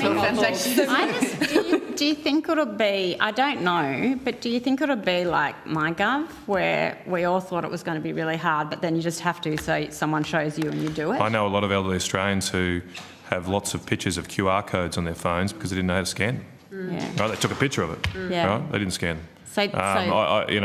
Lots of elderly Australians don't use MyGov. There are still alternatives to MyGov. That's the issue. So, sorry. Yeah, I work with young people, but personally, a little anecdote is my mum recently asked me if she was on Twitter, which speaks to the digital literacy of the ageing population. I think it's a very real concern. While I don't research in this area or work in this area, there are a lot of people who do. And I know there's a great deal of government investment in supporting digital inclusion for older Australians. Right, that was my only question. I just Thank wondered. you. Thank you. Okay, we are going to move on. So thank you so much for your time today. We really do appreciate it. And the committee operates at the instruction of the Senate, hence why this has been so short. So apologies. But we'll just note that I did spend my entire weekend reading every single submission. We appreciate it. So thank you so much for your time and your efforts. We really, really do appreciate it. I'd now like to ask the Digital Industry Group to come forward. And while that is occurring, while they're coming forward, I would like to table some material from Dr. Simon Wiltsch, who was invited but couldn't make it. There's an article here and a letter. So I would like to table that. I would also like to table a couple of submissions that were provided to the Joint Select Committee on Social Media and Australian Society, as they cover off on some parental issues that the main body of the submissions that we received didn't cover. So they'll be circulated. Thank you. Welcome. I'm going to assume you've received the information on parliamentary privilege and the protection of witnesses. Yes, good. And for the Hansard record, could you both please just state your name and the capacity in which you're appearing today? My name is Sunita Bose. I'm the Managing Director of the Digital Industry Group, or DIGI for short. Thank you. And in the room we have Dr. Jennifer Duxbury, and I'm the Director of Policy, Regulatory Affairs and Research at DIGI. Thank you very much. Have you provided us with an opening statement? Chair, I have provided an opening statement. It's very brief. If it's possible to go through it, I think it establishes some important frameworks for our remarks today. If you could be very swift, we would be grateful because we are already running behind. Thank you, Chair. I appreciate that. Before I begin my opening remarks, I'd like to offer my apologies that I can't be there in person. Childcare responsibilities precluded my ability to travel today. I'm coming to you from Gadigal land and would like to pay my respects to elders past and present and acknowledge the lands on which we meet. I appreciate the committee's time on very short notice for this hearing. Along with my colleague Jenny Duxbury, we are grateful for the opportunity. After a decade working in online safety... So I'll just stop you there just for one moment. We do have it in front of us now, so you don't actually need... We won't need you to read the whole thing. If you just want to give us the sort of highlights, that would be great. Sure, thank you. I'll make 5 high-level points and 2 brief recommendations, and then I look forward, along with Dr. Duxbury, to taking your questions today. My first point, which I won't belabour, is that experts warn that this bill can cause harm to young people. And from the previous session, you've heard the different views from experts here. A coalition of mental health organisations have highlighted the benefits of social media. We've also seen 100 experts in the Australian Child Rights Task Force. DIGI echoes the concerns that have been raised by the eSafety Commissioner that this bill could push young people into darker, less safe online spaces that don't have the safety guardrails that exist on mainstream platforms. We need time for meaningful consultation with those experts. My second high-level point is that there is directly relevant online safety work happening right now. This is an area that my colleague Dr. Duxbury can elaborate on, but there are changes being proposed to the Online Safety Act that address the same harms that the Minister identified in her second reading speech. I'm sorry to interrupt you again, but we really don't need you to read it out. We've got it in front of us. Yeah. Okay. We really do. We've all got it in front of us. Yeah. Okay, thank you. All right, I appreciate that. We'll discuss those today, but I would like to emphasise to the committee that these are legal restrictions that the industry has developed, DIGI and our members, that we've proposed to the eSafety Commissioner, and if they're registered, they'll be accompanied with the same penalties under the bill before us today. The third point that I really want to emphasise, and I hope we can dive in today, is that this bill mandates age assurance, but we don't know. This is question one. Sorry. Chair, I thought we were... Thank you, Senator Henderson. I'm chairing. Yeah. I just said it's... if you could be swift, everyone's very keen to ask questions. I'm happy to wrap up. I want to make sure that everyone has time for their questions. So I think the key point that I'll just make here is that Parliament is asked to pass a bill this week and without knowing how it will work. The point that I think is important to emphasise too is that this bill extends far wider than social media companies because of the broad definition, and we can discuss that today. And the fifth point is that there's a privacy impact for all Australians, and I think others on the previous panel have raised that. So fundamentally, our core recommendation is that the bill should not be progressed until the Parliament community experts have a meaningful forum for consultation, and at a minimum it should be paused until the completion of the government's own age assurance trial. But if that is not possible, and if we are on a fast-track timetable, our submission includes recommendations for how we incorporate that meaningful consultation into the provisions of the bill. So thank you for the opportunity to provide those remarks, and we look forward to taking your questions. Great. Senator Hanson-Young. Thank you.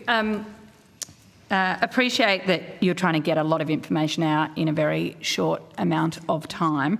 What I'm interested in is how this is even going to be implemented, and you've said you're not sure how this would be implemented because the bill is very scant on that detail. Where are we up to with age verification and the age verification trial and DIGI's role in that? Thank you, Senator Hanson-Young, for the question. This is really important.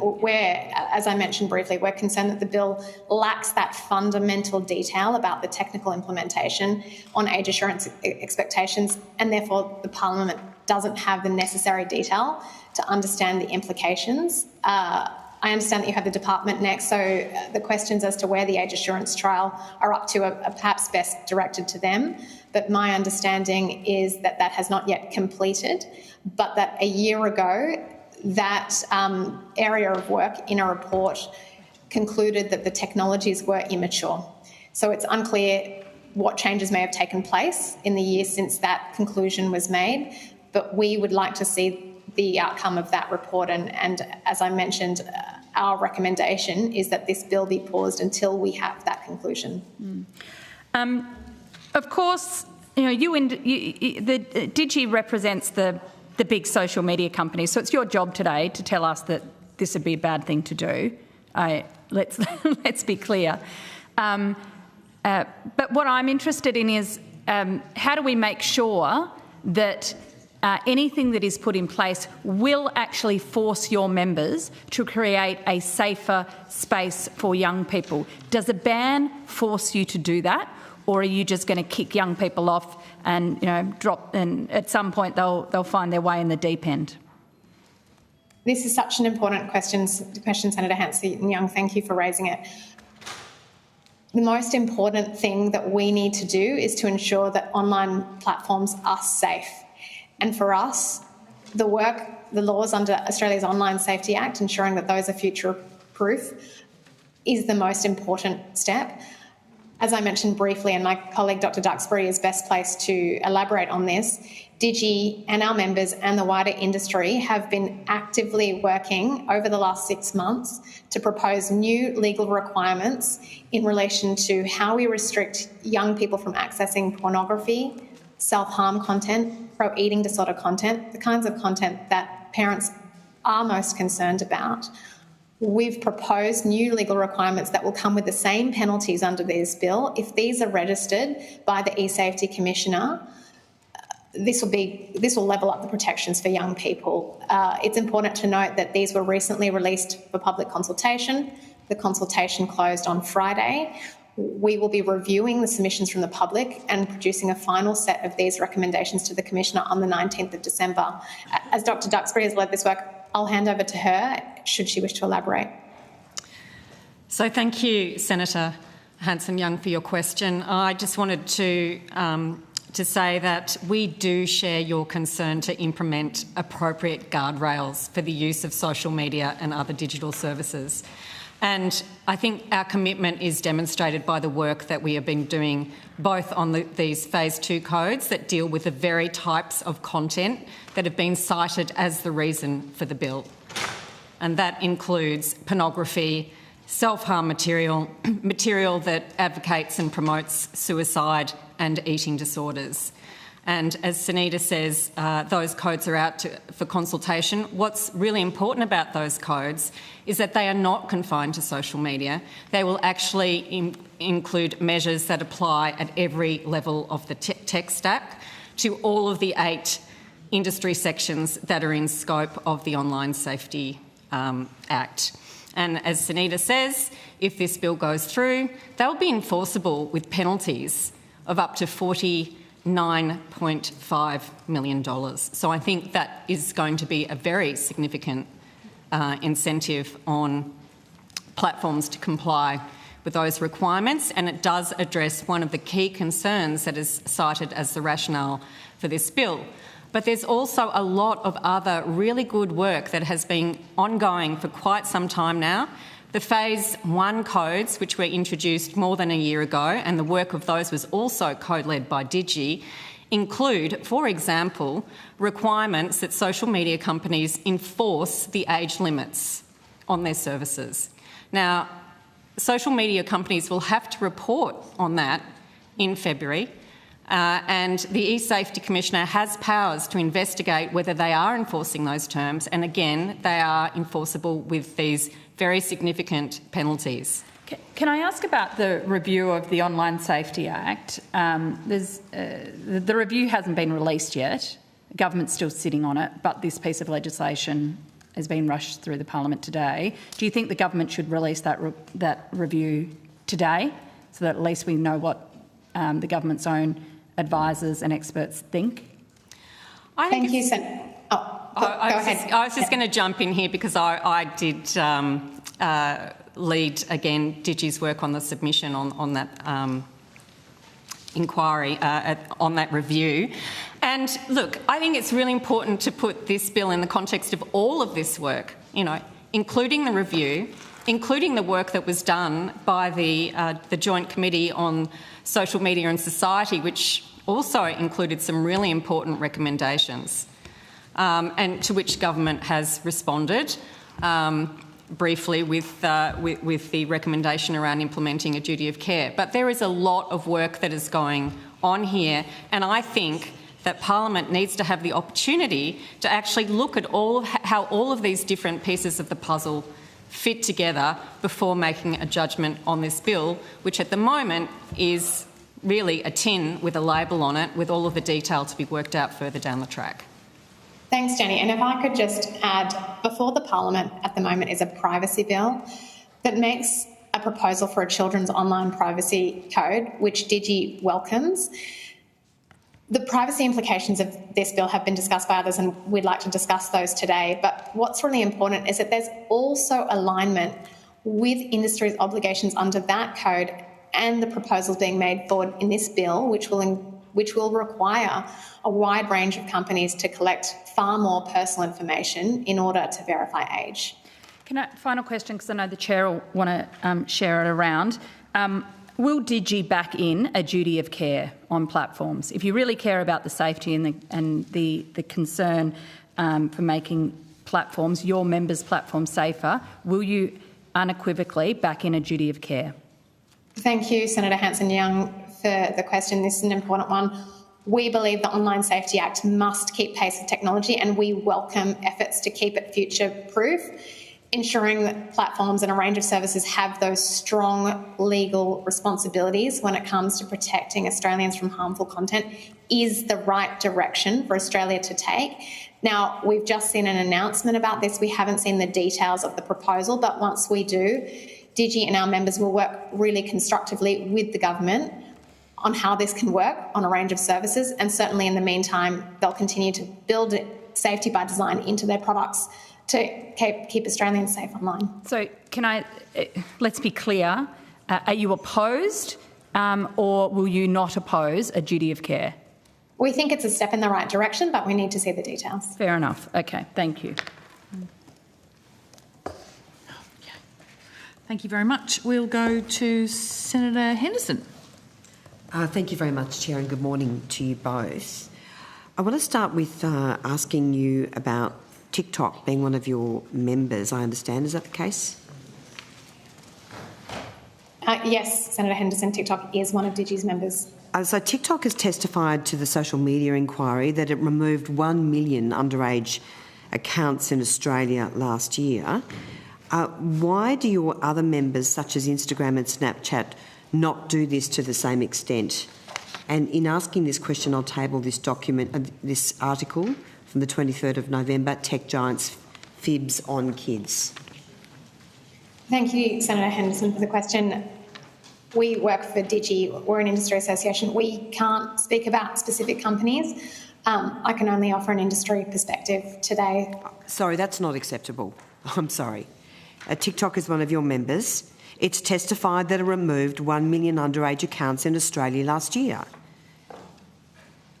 I understand the question. Why do your other members, you're here to represent your members, why do your other members, such as Instagram and Snapchat, not do this to the same extent? And TikTok actually said that it used both technology and human moderation to determine a user's age without any sort of digital ID.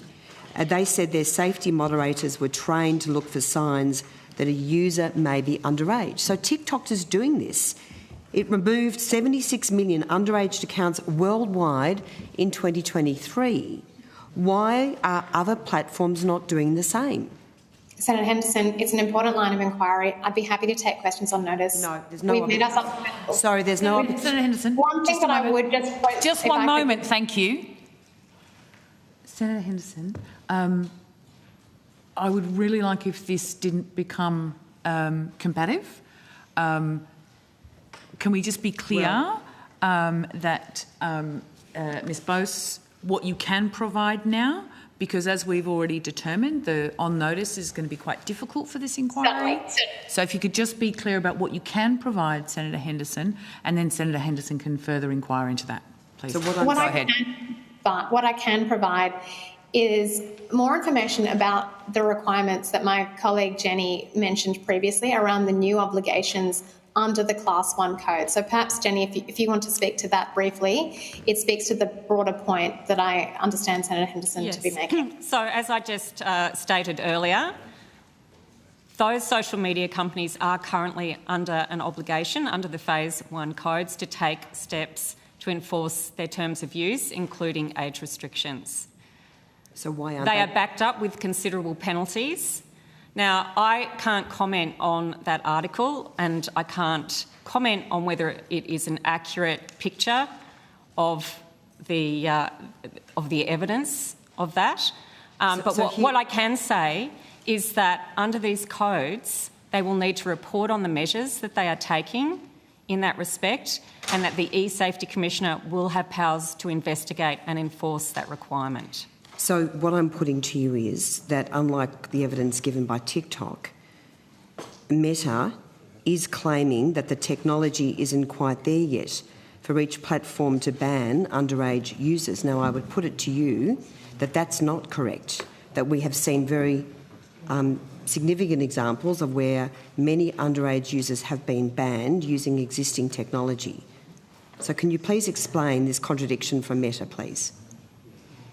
Senator Henderson, I'm happy to offer a view here. When it comes to questions of age verification, the methods range on a spectrum of accuracy and privacy. So methods of self-declaration where a person may go on and say, I'm this age or this is my date of birth, that's a form of self-declaration, and there are accuracy trade-offs there. Some of the other methods that are being contemplated where there's facial recognition or the provision of an ID, they have more privacy trade-offs. So there are certainly broader questions around how we strike the balance in the methodology. So what I would put to you is that the big social media companies know how to get underage kids off their sites. but they don't want to because this is going to cost them money, and you are simply making excuses for this failure by these companies. Senator Henderson, respectfully, I don't agree with the characterisation. There are a range of signals that companies can take to indicate that a user is under a certain age. I know from a decade ago when I worked in trust and safety for a smaller digital platform, those signals were just simply user reports and other things that indicated to a platform that this is an underage user. So there's a range of different signals. What we're discussing here in the mandating of the use of this technology are some fundamental questions as to what methods strike that balance between accuracy and privacy, and we don't yet have the conclusion of the government's work to explore what the right pathway is. Just a couple more questions. Thanks, Chair. Grieving families such as Matt and Kelly Howard, whose daughter Charlotte took her own life, and Rob Evans, whose daughter Liv was only 15 when she died, have been campaigning for social media age limits. Can you please explain to those parents and to other parents who've lost their children why you are right and they are wrong? Thank you, Senator Henderson. These are absolutely tragic events, and as a parent of two myself, I cannot imagine anything worse. We must remain focused on how we protect young people online without cutting them off from the connection and the mental health support that previous witnesses have discussed today. We do this by teaching young people how to safely navigate online spaces, how to seek help. One of the risks we're concerned about is that while the mainstream digital platforms are far from perfect, we have to remember that these are the services that do have safety guardrails. They do work with the eSafety Commissioner. And in young people's determination to get online and to connect with others, there is a risk that they will go to darker, less safe, less regulated online spaces where they won't be able to seek that help, and they may be unwilling to share with a parent that they've done so. I've just got a very short amount of time. Do you agree with Meta's Global Head of Safety, Antigone Davis, who said, "I don't think that social media has done harm to our children"? I think there's no black and white answer to this. There are certainly, and you raised these examples yourself, of young people where it has done harm. And then there are other examples of young people where they've seen benefit. This underscores the importance of taking a nuanced look at these issues and a balanced policy approach. But isn't it your job to stop these age limits coming into effect, because this will cost the companies you represent, the big tech giants, a lot of money?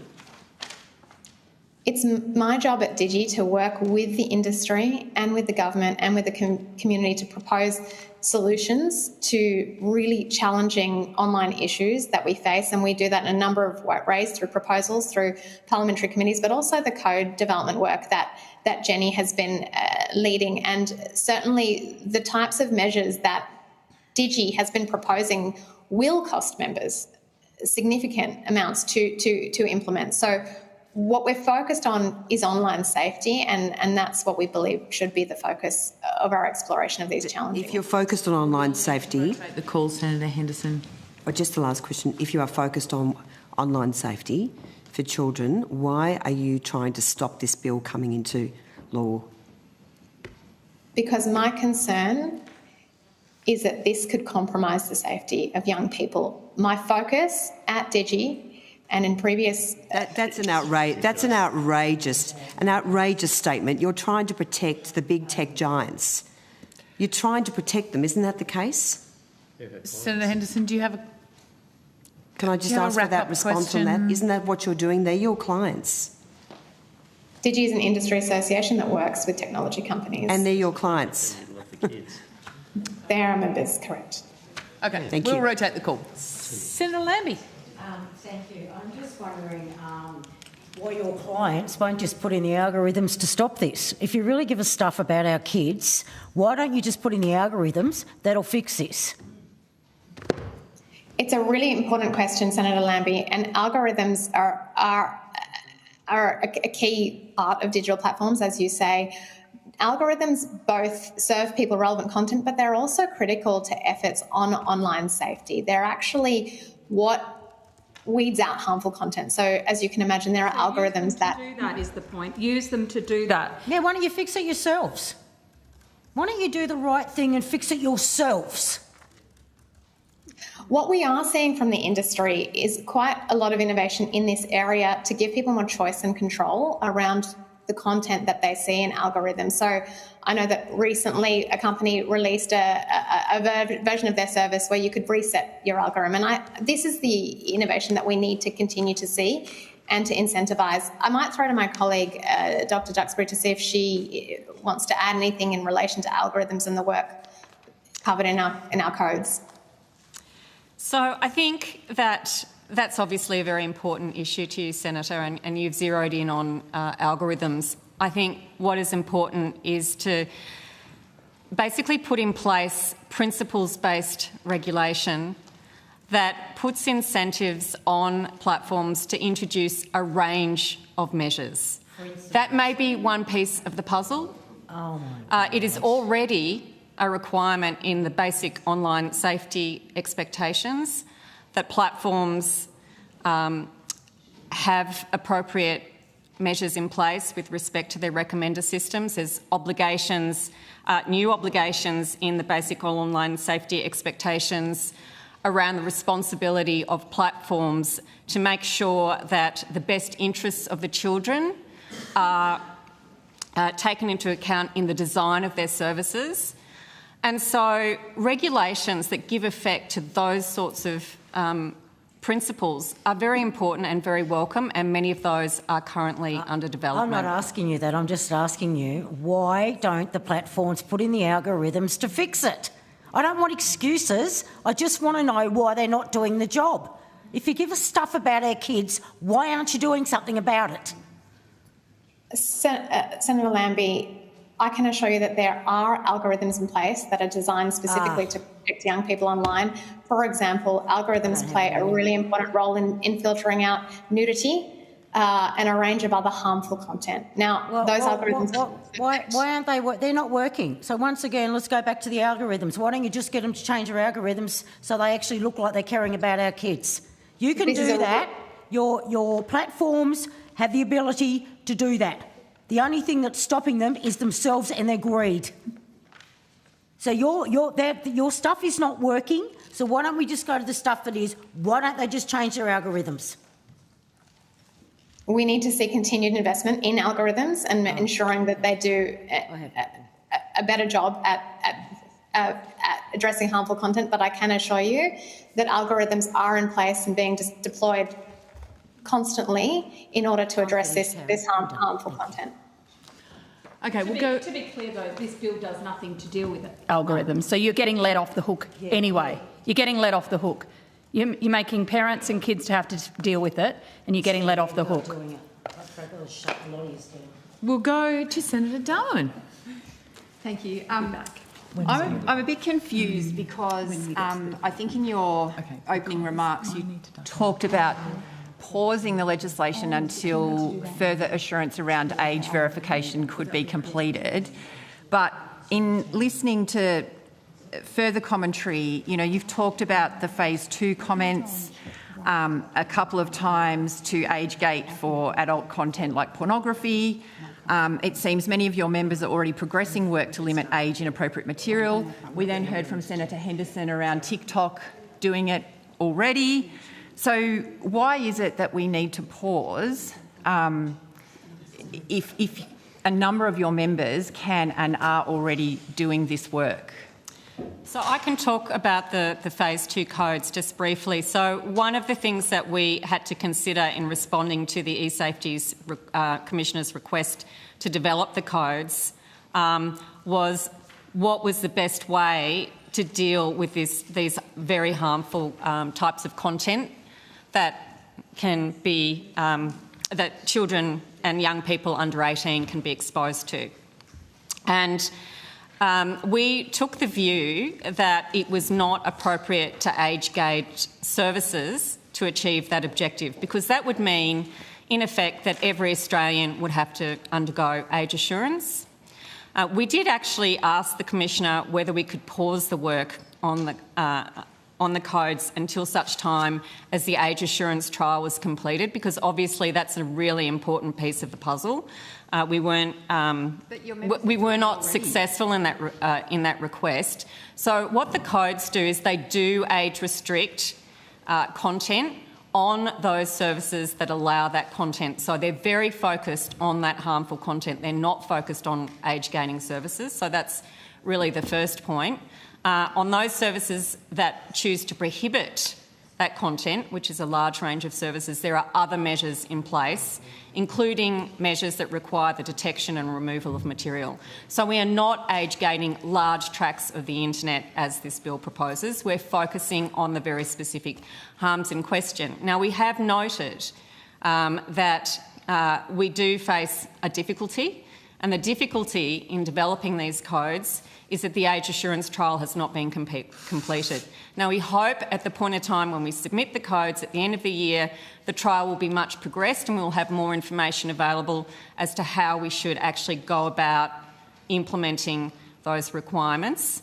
There is, as yet, no regulator, as I believe, anywhere in the world has actually evaluated age assurance technology, and there is a lot of work going on at the moment, which is not going to be completed for probably 1 or 2 years, regarding the development of international standards. So we have taken a bit of a step in the dark in terms of the technology, but there is the way that we've designed these codes is that it can accommodate the recommendations that come out of the age assurance trial. Thank you, but it sounds like some of your members are ahead of this, though, if they're doing it anyway. It is true that some of the larger technology companies currently have capabilities to estimate the age of their users. Okay, thank you. But I think it's really important to understand that both the bill before and also the codes cover a vast range of services. Sure, but, you know, I think the focus of this bill is the most harmful content. That's what everyone is most worried about. Which, you know, there is some urgency to that, and it sounds like there is capacity, and that is in fact happening already. But so there's a kind of fast, slow message that we're hearing from you. Well, I don't think that capacity is necessarily there across the entire industry, and as my colleague has said, the way that this legislation is designed, it covers a very broad range of services. So we really need the outcome of that trial, because those services will need to know what steps that they can take to discharge their commitments, whether it's under the Phase 2 codes or whether it's under this bill. Yep. If I may jump in, and I appreciate we're short on time, but this is a really important one, because what we're talking about here is not just the commonly known social media companies. The definition of social media under this bill encompasses an extremely large number of websites and apps, because the definition of social media extends to services that have a significant purpose of enabling social interaction between two or more end users. This is a vague definition that likely includes community forums, product review forums, business forums, or any service that allows users to post and comment on online content. So this is a really important point, not just in relation to what my colleague Jenny has indicated, but also in terms of understanding the privacy ramifications of this bill. Yeah. So just on privacy, several of your members have already rolled out technology to age assure their users, such as Instagram as well.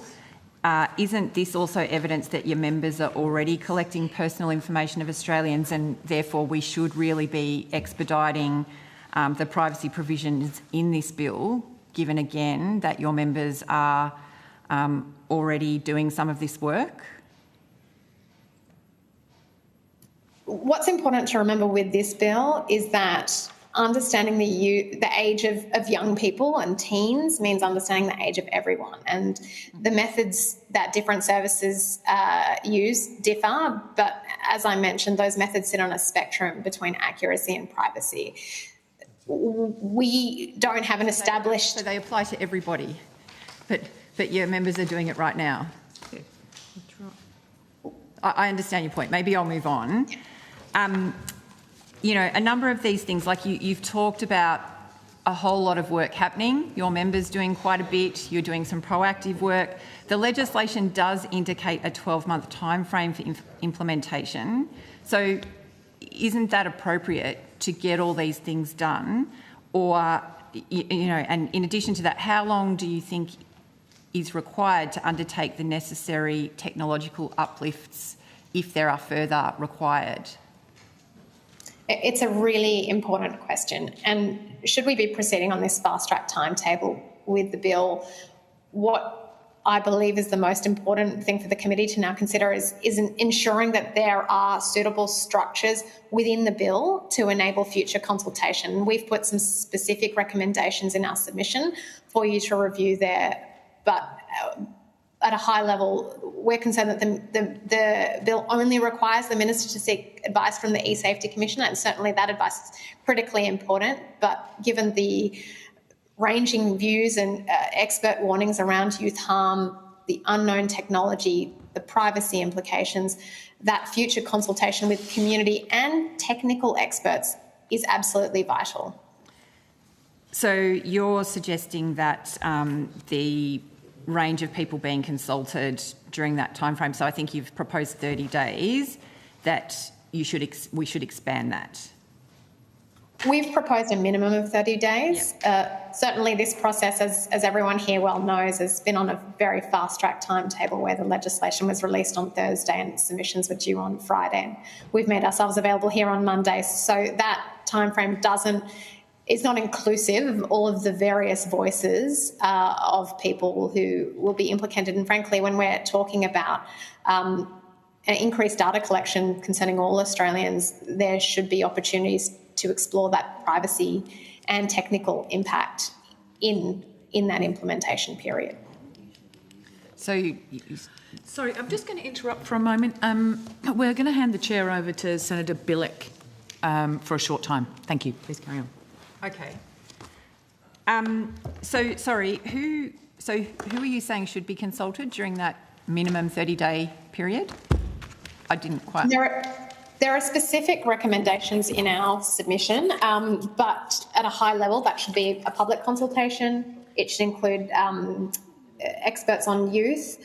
We've also made suggestions around ensuring that there is a consultation of the Privacy Commissioner, who I understand you're speaking with next. Those are detailed in our submission. I'm just trying to pull up the detail in front of me, but yeah, I'm conscious of time, but they're certainly detailed there. 30 days has been proposed because that's, I understand, the minimum. Certainly if there was longer, that would be welcomed, but we've proposed that because we think that's a minimum to ensure that the government hears from a range of voices. Thank you. And maybe I'll just note that the E-Safety Commissioner did put in a submission to the Select Committee, and I'd seek to table that here and suggest perhaps you have a look at that, Ms Rose. And I'm happy to move on now. Sorry, there's a lot of activity going on behind me. So I'm done. Deputy Chair's here now, so she's Thank you. Senator Canavan. Thank you, Chair. Look, I just have some technical questions about the bill. First of all, a question that no one's been able to answer for me is what happens if someone moves here from another country, say a working holiday visa for 6 months, they're using an Australian IP address to log on to their social media apps. This person's an adult, they're not a child, but as we've gone through, you need to verify everyone's age. Are you obligated, how are you going to tell, or are you obligated to check that person who might be from Canada or something and say, hey, what's your age? Do you have to do that under this legislation? This is an excellent question, Senator Canavan, and the answer I'm going to provide perhaps will be unsatisfying in that I'm not sure personally, and this is why we need to consult with experts. Certainly these questions around IP addresses, VPNs, how we circumvent this technology, extraterritoriality questions, these are all things that need to be considered. And Senator, I believe that the bill talks about this requirement in relation to people who are resident in Australia or ordinarily resident in Australia, if I'm correct. Yep, so you wouldn't, you wouldn't probably have to do it. But then what's stopping me just setting up an account and imitating an American or a Canadian, and then just using that account. You'll never have to check my age, right? Well, this is one of the reasons why we think it's really important that the trial that's only recently commenced is completed, so that some of those questions can be, thoroughly interrogated before we go ahead. I reckon my 10-year-old will work it out. Because they're just going through this. All they have to do, how does it work? You might be able to answer this question. How does it work right now when you set up, say, a Facebook account? Do you get asked what country you live in? I believe so, yes. Right. And I do believe that's just, you can just put down whatever, presumably. Sorry. How do you check that? Do you actually check it, or...? I can't speak for Meta, but what I would say at a general sense is that services would also look at the IP address of an account that's being created. But yes, you raise really important points around travel and relocating countries. So they could use a VPN and then get an American account? And then Certainly. they're away. Yep. Yes. Yep. Okay. It's great that we're rushing this. I just want to ask about parental consent. I notice in Florida they've introduced a law very similar to ours, but their law says for 14 and 15-year-olds they can have accounts as long as they have parental consent. Is this something that you've at all looked at? Because I just know there seems to be a gap in our laws that there's no role for parents here at all. Is there a way that you could only provide accounts to children under 16 with parental consent? It's a great question, Senator Canavan.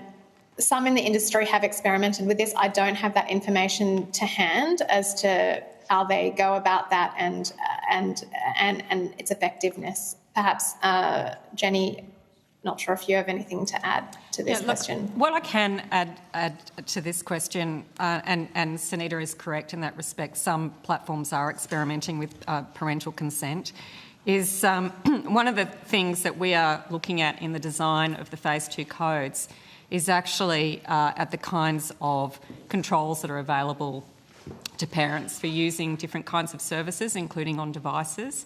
Now, one of the challenges of that is that there's as yet no sort of like international or uniform standard, industry standards around what those sort of parental controls should be. But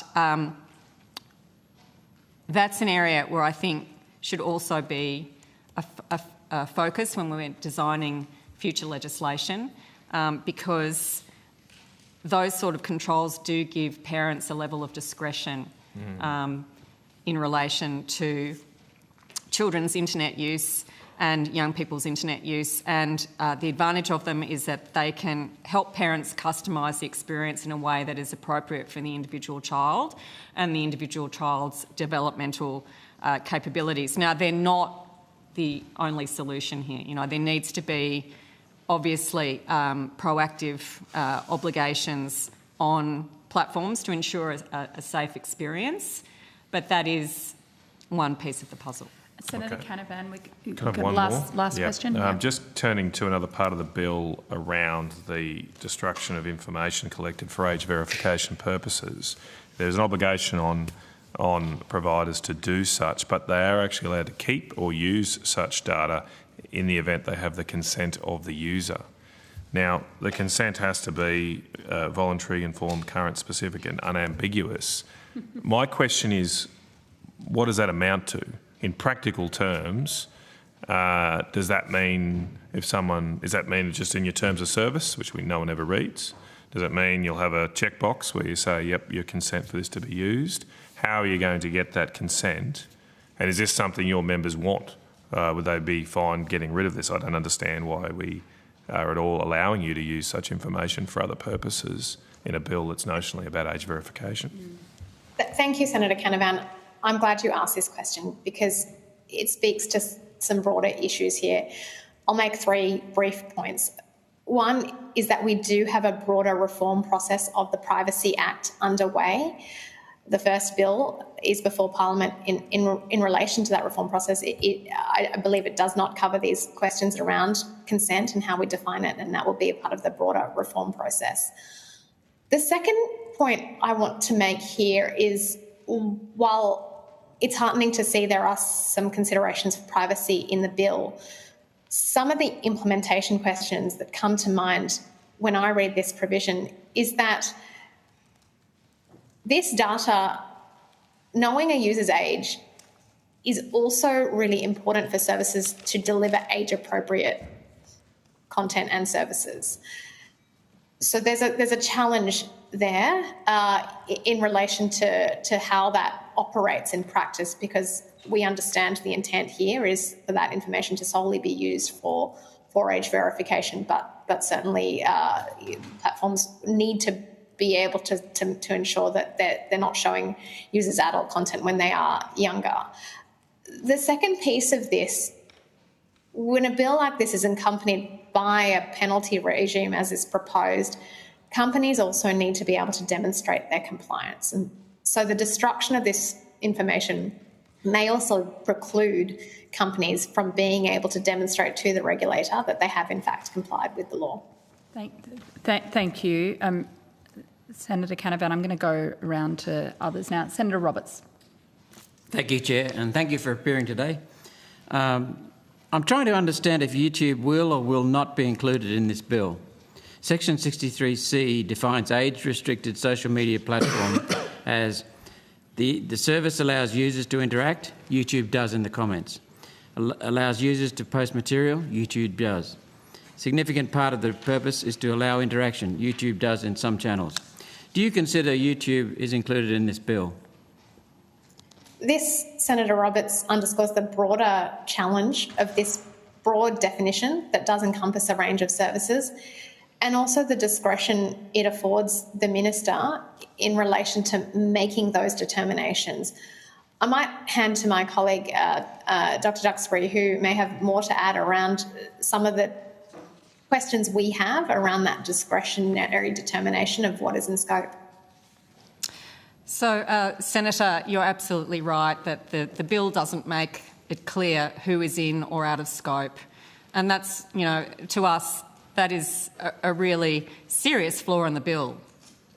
It is absolutely unclear who is in or out, and we don't know what criteria will be used to determine these exemptions. The explanatory memorandum suggests that some services will be out of scope, but that will not occur until a future date, and that date is unknown. Thank you. And speaking of the explanatory memorandum, I think it's on page 21, says that children can visit sites that do not require an account. Is that your understanding? That is my understanding. Thank you. You've said in your point 3 of your submission, Parliament is being asked to pass a bill without knowing how it will work. No regulator worldwide has done age assurance successfully yet. Nowhere. And we've got almost no time to discuss this in public, so I don't know how you're even here. Thank you for being here. The government's exploration of age assurance, you say in the bill, through its trial is not yet complete. Only a year ago it concluded that these technologies were immature. Could you expand on that, please? Well, not only was the conclusion that the technologies were immature, but also that there were risks about the reliability of the technology and their impact on digital inclusion. And I think we heard earlier about the fact that because these requirements will apply to all Australians, the impact will be felt not only by young people but also by other Australians who will be required to age verify before they get access to a very broad range of services. Thank you. Next question. This is quoting from your submission, your opening statement. But if we are proceeding on this fast-track timetable, what is most important is that the bill contains structures for future consultation. As drafted, you go on to say, the bill only requires that the Minister seek advice from the E-Safety Commissioner before making legislative rules. However, given these expert warnings of youth harm from social media ban, that is, the harm from the ban, the unknown technology and the privacy implications, further consultation with the community and technical experts is vital. Did you suggest amending Section 63C of the bill to include an additional requirement for a minimum 30 days of industry and public consultation before making legislative rules? Could you expand on that, please? As quickly as you can. Sunita, did you want to take that? Jenny, I'll hand over to you, okay. But there was an additional reflection we had over the weekend that we didn't have a chance to include in our submission issued on Friday evening that we might touch upon here, in addition to what you've read there, Senator Roberts, around the need for reasons for decision. Let me hand over to you, Jenny, to elaborate there. Yes, okay. So, look, we have recommended additional consultation because we think that in the current context, it is quite likely that the bill will proceed and proceed quickly. And, we understand that this committee will only have 1 day to basically ponder that question. And if the bill is going to proceed on its current timetable, then frankly, adding in a consultation requirement seemed to be the only thing that was, likely to improve, given, the complete absence of detail as to how it will be implemented. However, another possible improvement to the bill would be to require additional transparency regarding the making of these decisions. So I believe that the Minister has power both to include particular services within the scope of the bill and also to exclude them. And to the extent that legislative rules are going to be, or legislative instruments are going to be made to flesh out the detail of the bill, then I think additional transparency could be very helpful. Complete absence of detail. Thank you. Thank you, Senator Roberts. I'm going to go to the opposition and then I'm going to come back to Senator Pocock. Senator Kovacic. I note a comment that was made in the last set of questions around knowing the age was necessary in order to deliver age-appropriate content.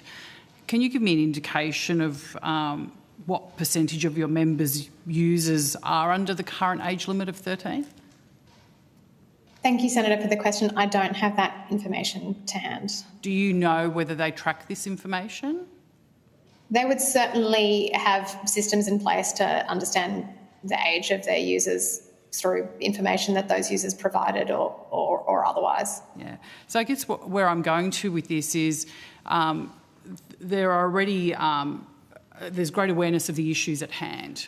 Not a lot seems to have been done by the platforms in order to address this, despite the problems.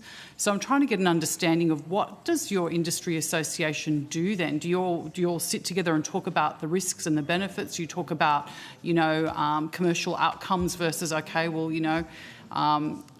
versus, if a few kids get hurt, well, that's kind of okay. Because I'm trying to understand how the discussions are done from an industry perspective. Other industries need to look at this. So, banks have to look at, lending legislation and to ensure that their products are fit for purpose. What is this sector doing?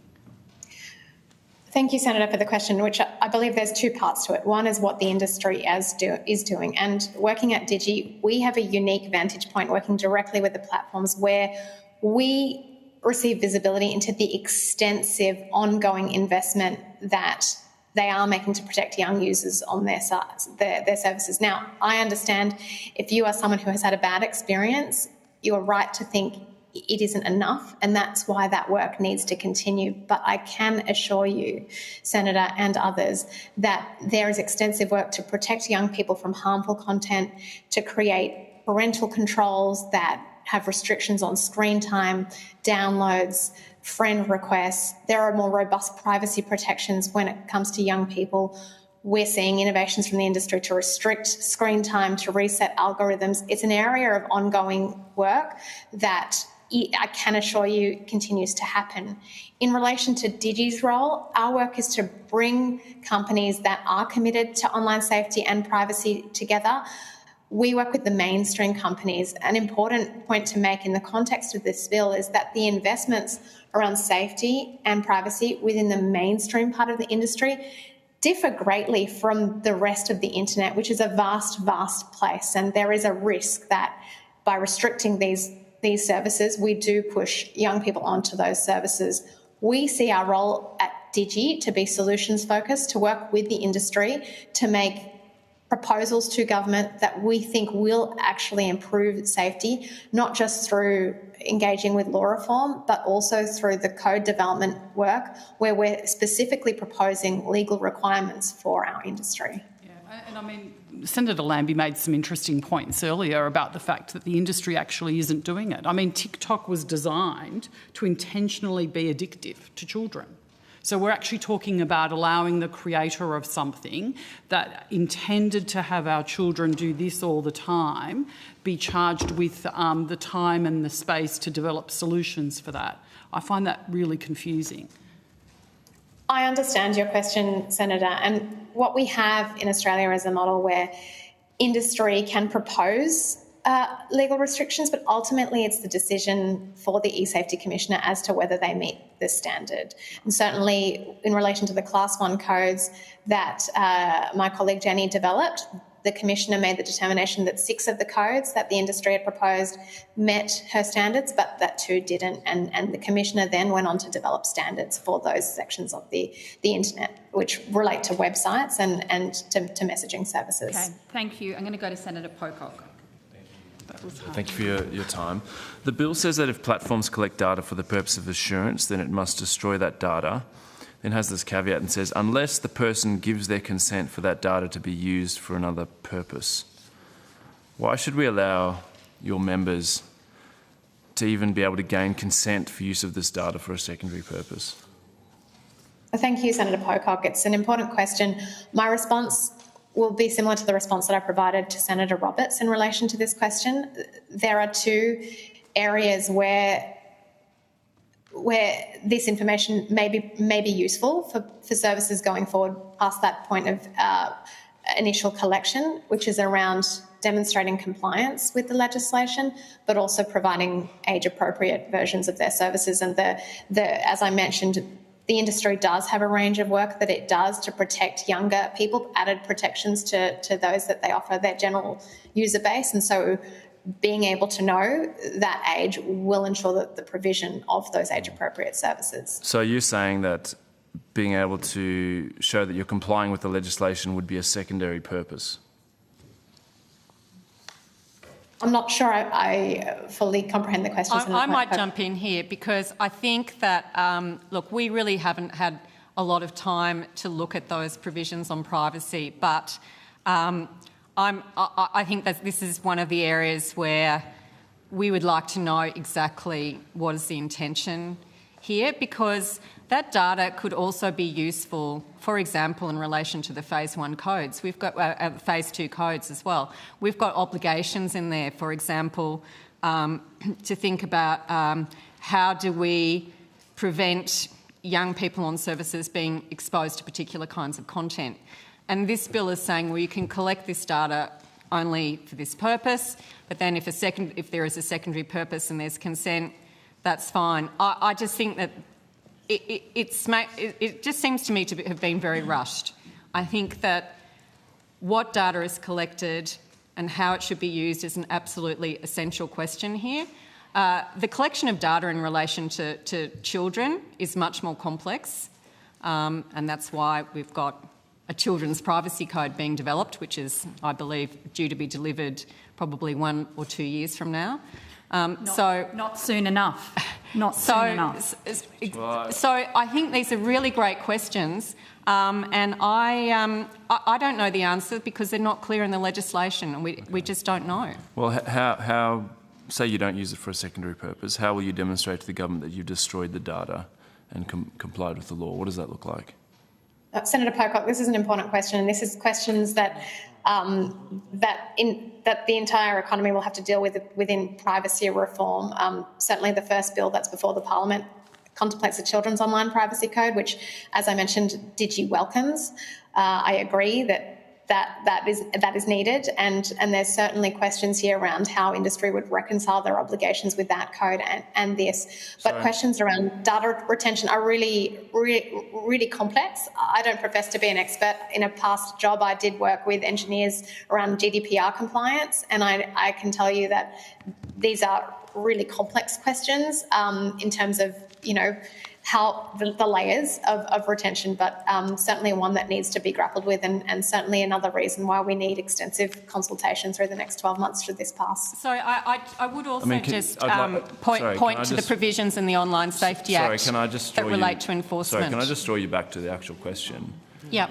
Is to comply with this, should it become law, you would need to destroy data. What does that actually look like? Or are your members, you never destroy data because data is actually money?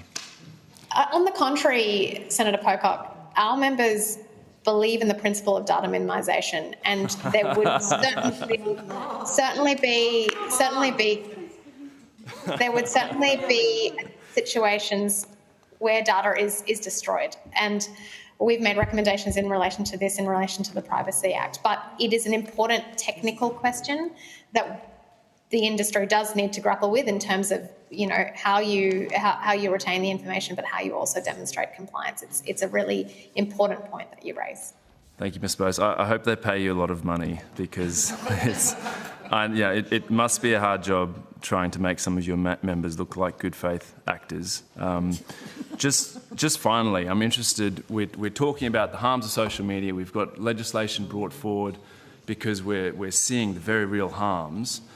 I'm interested why your members are still serving alcohol and gambling ads to under 18 users. We've seen researchers do a lot of work on this, showing that platforms like Meta are serving these ads to under 18s. Like, why is that still happening, given all the data and tech that you have? I might throw to my colleague Jenny, who's led our submissions in this area. Look, I haven't seen the research that you refer to. My understanding, though, is that platforms do take steps to ensure that those ads are targeted to the appropriate age demographic and not to 18-year-old users. Now, that may not be 100% robust, but they certainly do take steps to do that, and those steps are actually likely to be far more effective than, for example, the steps that broadcasters can take when they're broadcasting those kinds of ads on free-to-air television during sporting events and after the sporting events. Thanks, Chair. Thank you very much. We'll go to Senator Cadell. Thank you, Chair. While Senator Sharma's on the way here, there's been lots of talks about the what-ifs and the goes now, and I won't go to what I said in party room, but party room I told a personal story about my blended family. And I hear all this thing about the good things that happen and how we protect this. I have a 10-year-old stepson who, since he's 8, without our parental consent at the other parent's place, has had a YouTube channel, a Snapchat account and an Instagram. Now, it's not available in our house. We haven't downloaded the instruments. And I won't embarrass him by going through the details. The incidents of what happened are bad around that and have caused incidents. If the industry is so good, why is a visible 8-year-old able to have all those accounts without action, where they are putting videos and photos of things up, and not one of those 3 devices has ever said, whoops, hold on, you look underage?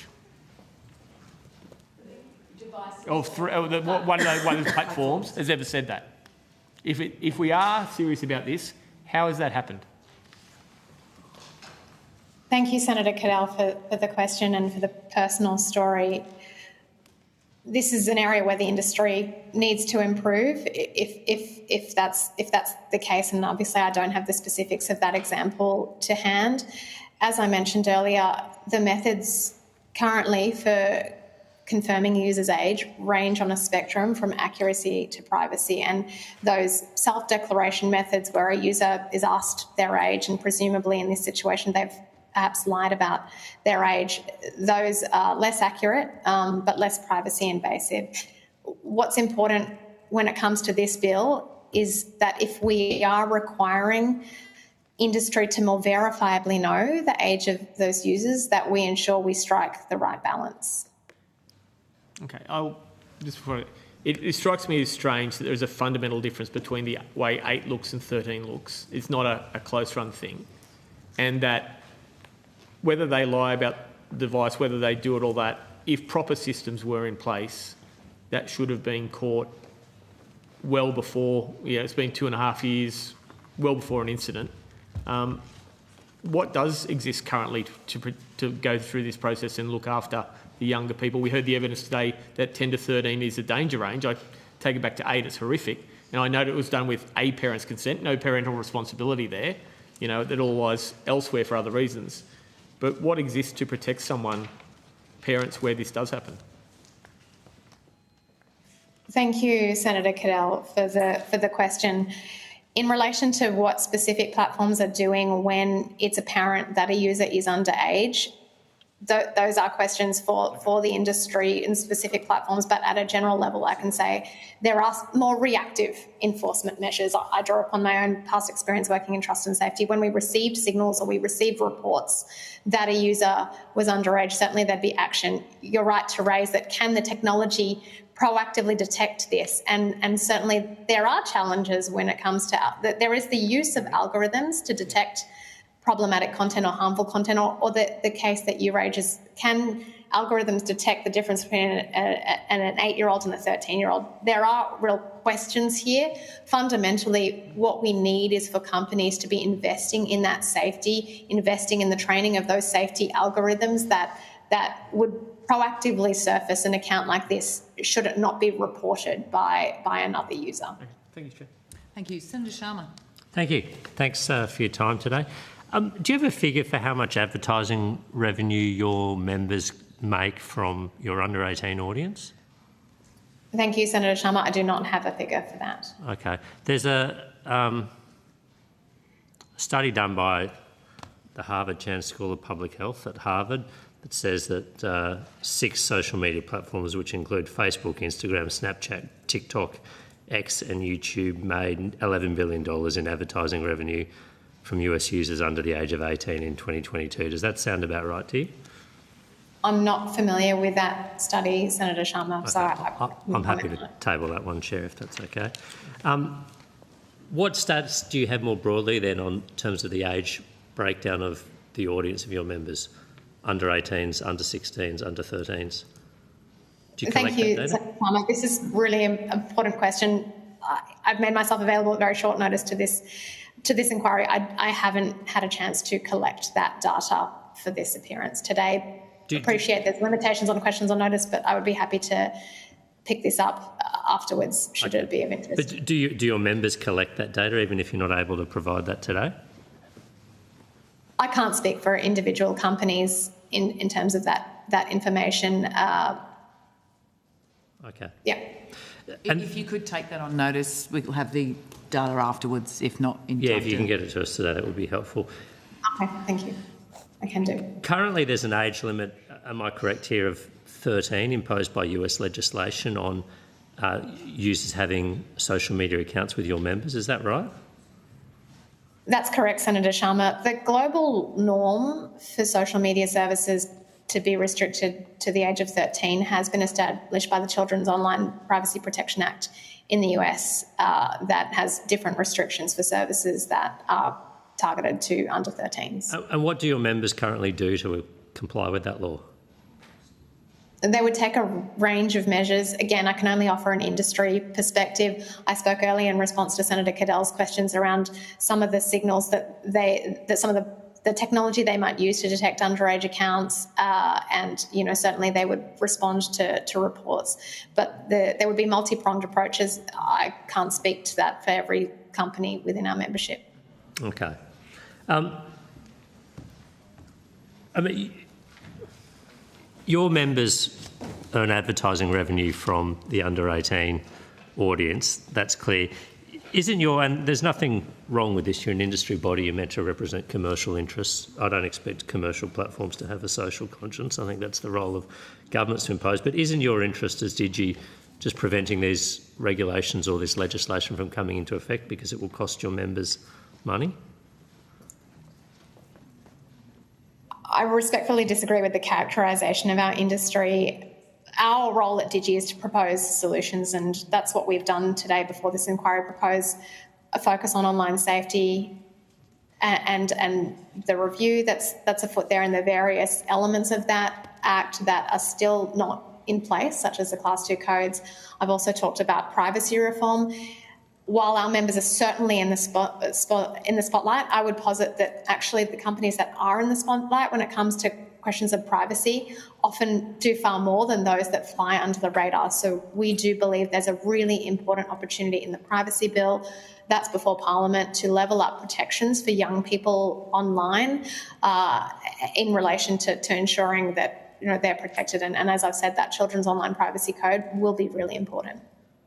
There's currently 9 US state jurisdictions, in my understanding: Louisiana, Texas, Connecticut, Maryland, Utah, Tennessee, Florida, Georgia and Minnesota that have either age verification or parental consent requirements that comply with it, that are imposed upon these platforms. And there's 3 more jurisdictions, Arkansas, California and Ohio, where these are under court challenge. So isn't it the case that your members are already having to or coming to terms with preparing for an age verification regime in these US jurisdictions? What we know is that this bill that's being proposed in Australia, what's being proposed hasn't been implemented in other jurisdictions. So in some ways it is globally unprecedented. But I just read you 9 jurisdictions where there is an age verification requirement in the United States, which I think is still far and away your largest market, the largest market of your members. Certainly this is a global conversation, and there are, as you say, different moves in different jurisdictions.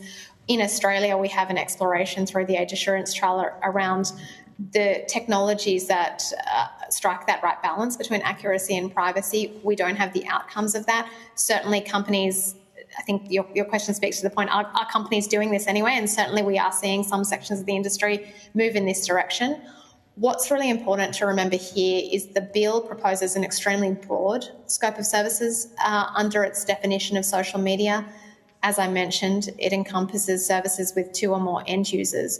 So when we're looking at proposals to have Australians verify their age on product review forums, if a person wants to go and review a vacuum cleaner, for example, these are the types of services that are in scope for this bill. Then those questions around the widespread use of this technology are really important to explore before this becomes law. Well, it's true there's a broad scope in the bill, but it's quite clear as well that the defined scope will be determined by legislative rules that the minister will make. So I disagree with that characterisation. What do you have any? I know you don't have any advertising revenue data, but do you have any data on your under 13 user base in Australia of your members, or your under 16? I do not have that data, Senator Sharma. Okay. Thank you. Nothing further from me, Chair. Thank you. Senator Dunman. I referred earlier to the e-safety submission to the Joint Select Committee on Social Media and Australian Society, and I just wanted to table that. Thank you. With that, we will thank you for your time today. Appreciate the short notice, and thank you so much. So we will move on now and let you go, and I will call officers from the Department of Infrastructure, Transport, Regional Development, Communication and the Arts, and the Privacy Commissioner. Thank you. Thank you.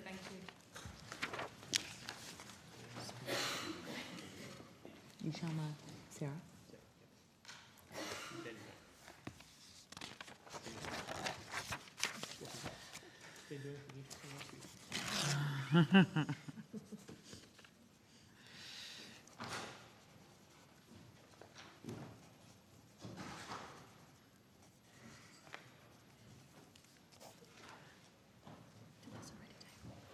No, it's just table. Oh, she referenced it, but we didn't have it in the line, so. Yeah. Thank you very much.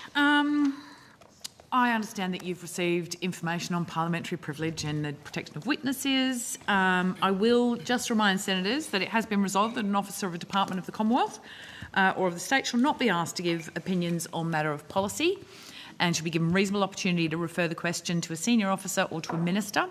This resolution prohibits only questions asking for opinions on matters of policy and does not preclude questions asking for explanations of policies or factual questions about when and how policies were adopted. Officers of the department are also reminded that any claim that would be contrary to the public interest to answer a question must be made by a minister and should be accompanied by a statement setting out the basis for that claim. For the Hansard record, could you all please state your full name and capacity in which you appear today? And we'll start with you, Mr Chisholm. Thank you, Senator. James Chisholm, Deputy Secretary, Communications and Media Group, Department of Infrastructure, Transport, Regional Development, Communications and the Arts. I always have to read it off the paper as well. I've done that before. My apologies. Sarah Vandenbroek, First Assistant Secretary, Digital Platforms, Safety and Classification Division. Andrew Irwin, Assistant Secretary, Online Safety Branch. Nolan Nawang, Specialist Advisor in the Online Safety Branch. And Ms Kind? Carly Kind, Privacy Commissioner. Sorry, could you just say that again? The volume was Apologies. a bit... Can you hear me okay now? Yep. Yeah, Carly Kind, Privacy Commissioner. Fantastic, thank you very much. Thank you. Do you have an opening statement at all? No, Senator. Ms Kind? Nope.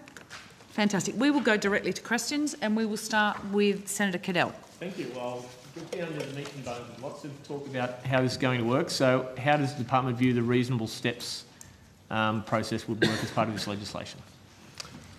I'll ask my colleagues to start with that. Senator? Certainly, happy to start. Reasonable steps will be informed by the technology trial that is underway, which will look at the various technologies currently being used by platforms that are out there.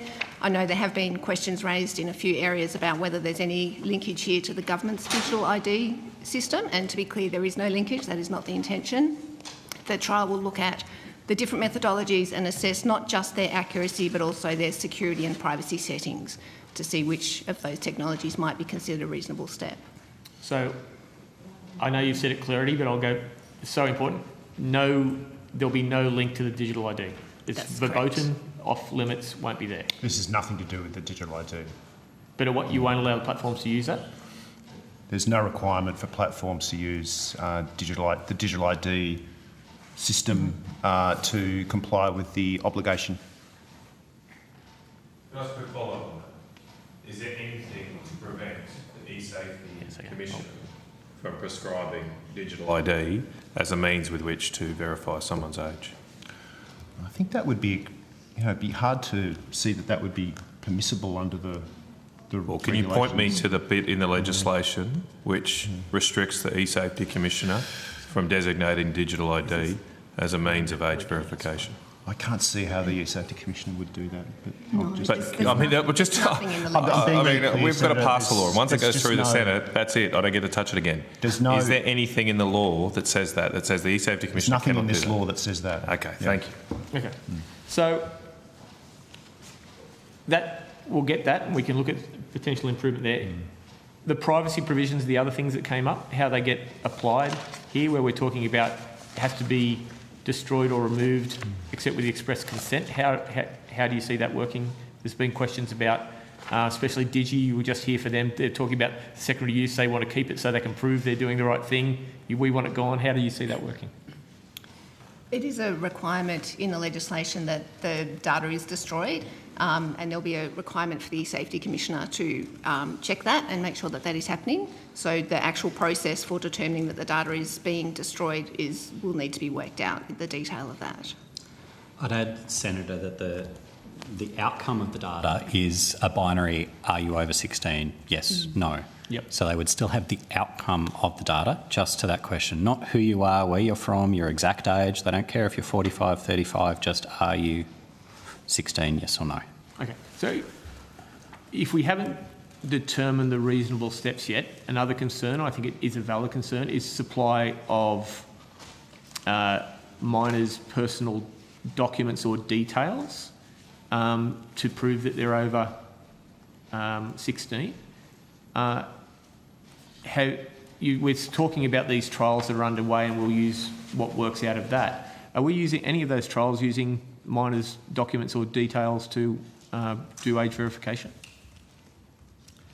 So the trial was set up initially involving a 14-member cross-government working group. This included representatives from a range of other agencies, but for this particular topic I'll call out the Attorney General's Department and the Office of the Australian Information Commissioner. Yep. That set up criteria that fed into the trial and the tender documentation, and that went to privacy as well. The trial will also have regard to international standards, and the leading one of those is an IEEE, Institute of Electronic Engineers, I believe, that goes to 5 pillars, one of which is, again, privacy. The trial will invite the participation of Australians, including young Australians, in order to test how a variety of technologies and methods work. Not all of these require documentation. Some of these would be facial age estimation or other biometrics. Some of these can rely on where a person's email is used elsewhere on the internet as well. Okay.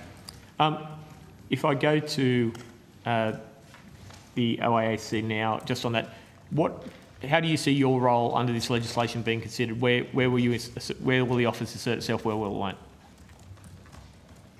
Thanks, Senator. So just to further contribute on that point around the age assurance trial, it's correct that we've fed into the criteria against which the age assurance trial will be conducted, and there are some quite robust privacy criteria in that. And as I understand it, the result of that trial will be to enable us as one of the co-regulators of this regime to understand what the reasonable steps we could expect to be taken are, and then to regulate against that with respect to age assurance.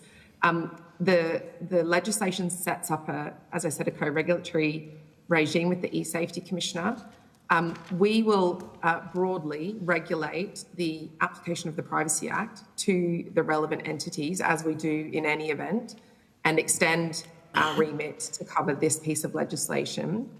The e-Safety Commissioner under the legislation does have specific roles also with respect to the privacy provisions in the regulation, notably to make a notification to the platform where she sees there may be some contravention of the privacy-related provision.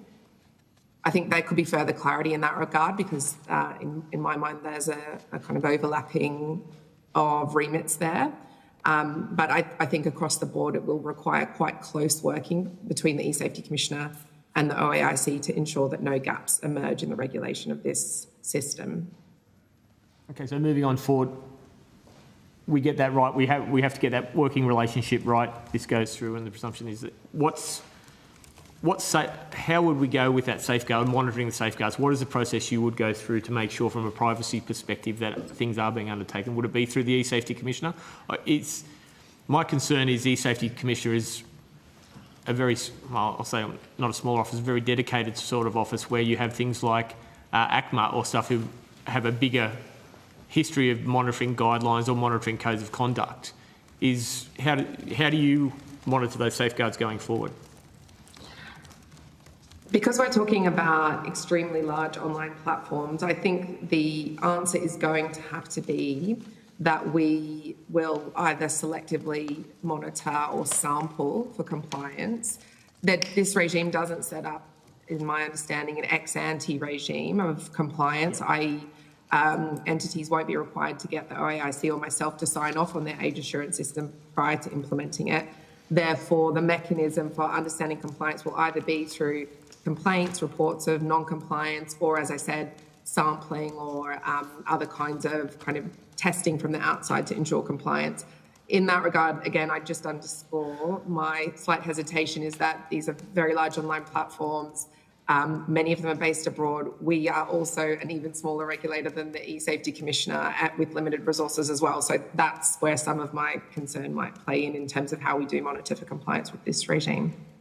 Chair, I'm happy to rotate at the moment. But Senator, if I just may add, under Section 63G, the Safety Commissioner will have powers to get information from platforms on this, and this is in addition to the existing transparency powers under the basic online safety expectations as well. Okay, thank you. Thank you. Senator Hanson-Young. Thank you. I'd like to know who advised the department that a blunt age ban was the way to go? Where'd you get that advice from? Senator, the proposal for an age limit has been government policy for a number of months now. Yeah. Did you advise the Prime Minister of that? We advised the Minister, including on the age limit. That it was a good idea or that it couldn't be done? We think it is a good idea and it can be done. Oh. So why did the Minister think 12 months ago it couldn't be and it wouldn't be and it couldn't be implemented properly? Did you change your advice, or did Senator, the Minister not listen to you the first time and is listening to you now? Senator, we will give evidence today about the policy reflected in this bill. It reflects the government's policy to require an age limit of 16. We think it's robust, and it's also reinforced by the evidence and the consultation that we have undertaken with a range of stakeholders, not just families and parents and children and civil society, but also states and territories. So we're very confident in the provisions reflected in this bill. The industry says they haven't been consulted. So do you dispute that? Yes, Senator. The industry were consulted as part of the age assurance trial process. That did include questions around the age and the feasibility. There was a roundtable on the 27th of August where there were 23 attendees from 12 organisations. And could we have the names of those people present at that meeting, please? And would it be all right if we gave you the organisational details rather than the specific names of individuals? Yeah, Senator? that's fine. I think I don't have that information directly. Okay, well, if we could have it by the end of the day, seeing as we've got very... Yep. Pardon? Or 4:30? Yeah, earlier. I think we can do that. That would be helpful. Yep. Did all 23 of those organisations back in a blunt age ban? I think, as discussed earlier with DIGI, it's not in their interest to back in such a thing. It causes them commercial. So out of the 23, so they didn't back it in? And it was 23 attendees from 12 organisations. So 12 organisations. Could we have, when you give us the 12 organisations, could you tell us, of those 12 organisations, which ones thought a blunt age ban was the way to go and which didn't? Senator, I mean, maybe they all did, but we'd like the evidence. If I could clarify, is your question whether the digital platforms support an age limit? No, my question is the people you've consulted with, did they say this was a good idea and it could be done? That's not the extent of our consultation. Oh, so what did you consult on then? So in terms of people... So I just outlined, Senator, that we consulted with a whole range of organisations and individuals, not just digital platforms. So Mr Irwin can step you through the very extensive consultation that we've undertaken. There were 9 roundtables with over 120 attendees. Right, okay. So the roundtable on the 12th of August was was a digital industries roundtable, was it? On the 27th of August, it was with digital platforms, okay. Yes. And did any of those platforms, or did all of those platforms, all of those groups represented, did they all say they could do this and it could be done in the time frame that you've asked for? I'm trying to search my memory, Senator.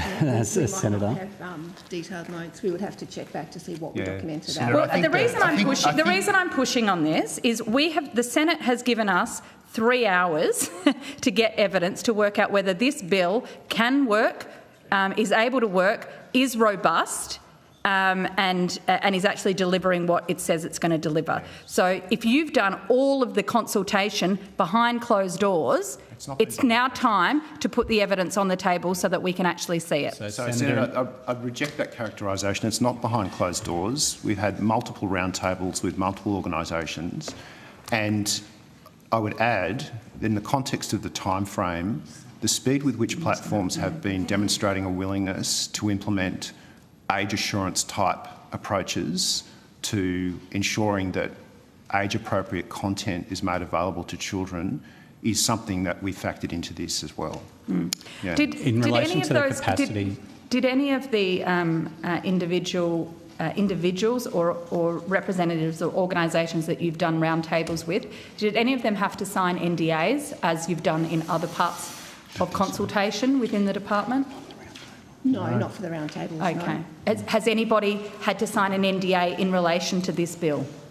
We did disclose some of the information for other consultation sessions and we asked that it not be shared. There wasn't an NDA as such, but we did ask that the information not be shared too broadly at that point because it wasn't decided and there was no decision made at that point. So when was that done? So, Senator, I think the point that No. Answer the question first, and then you can follow up. So, in early November, we consulted with mental health organisations and with some experts and with the platforms, and we provided some information about the sort of principles that might be covered in the legislation. It wasn't what would or wouldn't, it was the things that we wanted to talk to them about, whether they were a good idea or whether they were feasible. Can we have a copy of those principles, please? I mean, early November, that was 2 weeks ago. I mean, these are the principles reflected in the bill and the explanatory memorandum. Okay, but you didn't want anyone to talk about them. We didn't want to give the impression that that was what would be in the bill. We wanted to get an idea of whether they thought they were feasible or not, and whether they thought they were a good idea or not. We were seeking. And what did they feedback. say to that? There were a range of views. Oh, okay. But so you didn't want a range of views being reported. Yep. So you asked people not to talk about it. No, that's not quite right, Senator. We were just mindful of the fact that that the policy was still to be reflected in the final bill, and that that participants needed to be mindful of that. And it's simply not the case that every time we make reform, everyone has to agree with it. Has the eSafety Commissioner been consulted about this age ban? Yes. Yes. What is the eSafety Commissioner's view of it? Oh, they've made a submission, I understand, Senator. Does the eSafety Commissioner back a blunt age ban? I think the eSafety Commissioner has welcomed the introduction of the age limit as a national approach to tackling this issue. That's in her submission. Did you ask her to put that in? No. How many meetings has the Minister had with the eSafety Commissioner about this particular piece of legislation? The Minister meets with the eSafety Commissioner regularly, as do we. I'd like by the end of today how many meetings the Minister has had and the Department has had with the eSafety Commissioner, specifically in relation to this issue. We'll take that on notice.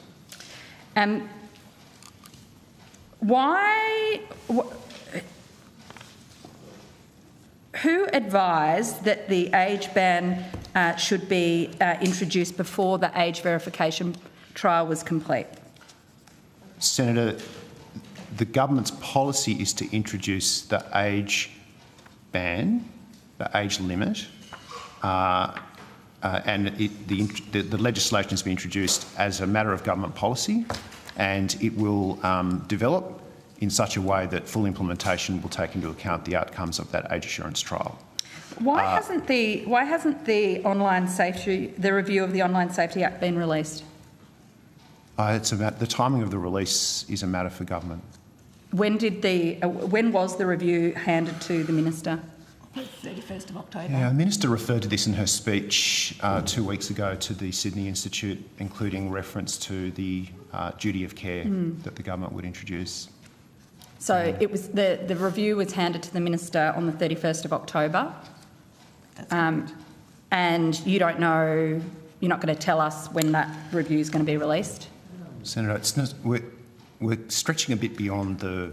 No, this is directly related. But it is very much the case that when reviews are handed to government, the timing of release is a matter for government. That's not something that we, as officials, determine. How many pages is the review?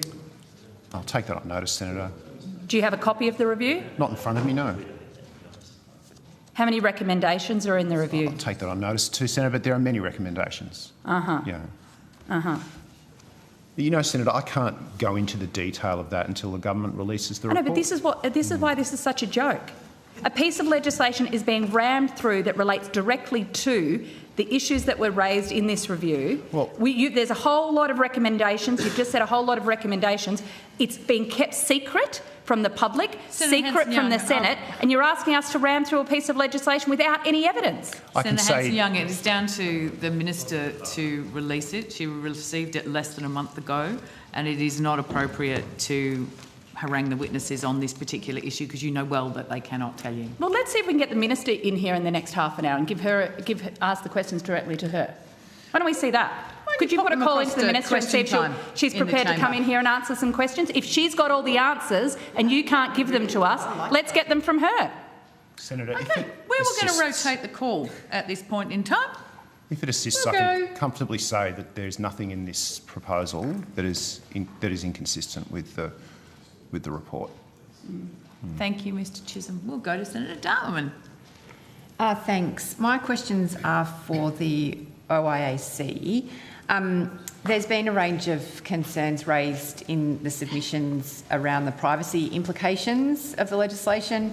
So I was wondering if you could talk a bit about what privacy provisions have been built into the legislation, and perhaps in your answer if you could cover how these provisions are stronger than are typically required under the Privacy Act, and whether you believe it's necessary to rule out classes of identification in this legislation, or do the principles provide enough strength to protect an individual's data? Thank you, Senator. Yes, I mean, I'd start just by saying at a high level that we very much applaud the ambition to address these problems and the approach which says that regulation has a lot of relevance in the online realm, which I think is a very important principle. I do think the approach may create some risks, both to children but to others from a privacy perspective, because as other witnesses have said, this will necessitate the collection of additional personal information on all Australians. I understand, and my office has been able to contribute to the development of the privacy protections contained in the bill, and we're relatively happy with where they have gotten to. In terms of how they differ from or add to existing privacy protections, the privacy-related provisions restrict quite closely the additional uses or disclosures of personal information which have been collected for the purpose of age assurance for any secondary purpose. Under existing privacy law, if you collect normal personal information for one purpose, you can use it for a secondary purpose, provided it is related to that original purpose and it is within the reasonable expectation of the individual. It's a relatively low bar. The bar is slightly higher when it comes to sensitive information, including biometric information, in which case you need consent to use it for that secondary purpose. And what the legislation in this instance says is that you cannot use it for a secondary purpose, subject to some exceptions, unless you have consent. And very importantly, this bill enshrines a much more robust definition of consent than exists already in the Privacy Act. And it would be remiss of me not to remark that there are proposals on the table to strengthen the definition of consent in the Privacy Act writ large. We would very much like to see those brought through. They are not contained in the bill currently before Parliament. And we think it is necessary to step up the threshold for privacy across the digital domain. But importantly, in the context of this bill, it does impose that higher level of protections. I'm sorry, I can't recall the final section of your question. Thank you. It was about, do you think it's necessary to rule out classes of identification in this legislation, or is it enough to have the principles to provide the kind of strength to protect an individual's data? I agree with the premise of your question, which is I think one of the risks created here is that age assurance is a very broad term at the moment that both encapsulates assurance on the one hand and verification on the other. And if entities lean towards verification, that may look like the collection of identity documents and other forms of very personal information. We certainly have concerns generally about the collection of identity documents and their storage. I think the age assurance trial is designed to get us to a point where we can say that reasonable steps to verify age look like this much more privacy protective class of activities and don't look like the collection of identity documents, and therefore reasonable steps would be defined as not including the collection of certain identity documents. I think that's what the age assurance trial is designed to get us to, and that that will have to play out in time. So the long-winded answer to your question, Senator, is I think it would be probably prejudging the outcome of that trial to say now that certain classes of identity documents couldn't be used. Otherwise, it may frustrate the entire bill if we find, for example, that other assurance techniques aren't sufficient to get entities to the robust level of reassurance they'll need to block children from the platforms. Okay, thank you. So you talked a little bit earlier about your role in monitoring the privacy implications along with the e-safety commissioner. So I just wonder if you could talk a little bit more about that, particularly in terms of how long perhaps yourself as a regulator would need typically to build new systems, processes and recruitment to support the new regulatory function that's proposed? I think it would be difficult to generalise, as this is probably unlike a regime we've had specific statutory responsibilities with respect to previously in a co-regulatory way, although we have co-regulatory responsibilities with, for example, the ACCC on the consumer data right, finance and others around digital ID. That has been about building a system from the ground floor.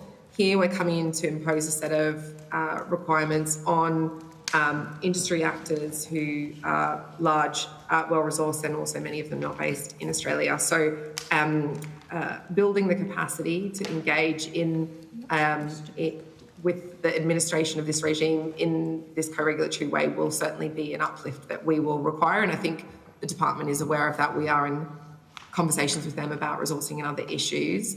I think that the e-safety commissioner is very well placed to be the lead on this. I think they do have that experience through co-development and otherwise, and we would be, I think, learning from that experience. We haven't, whereas we have always had the role and responsibility to regulate in the online platform sector, we haven't had a lot of enforcement actions in that space historically due to some of the challenges with enforcing and some of the limitations of the Privacy Act. So again, it will be a slightly new space for us to be moving into. It is, of course, at the end of the day, about the use of powers that we've had for some time in most respects, and we have a lot of skills and capacities with respect to the substantive nature of the Privacy Act. So it's really about this new class of entities that I think will require the uplift on our end.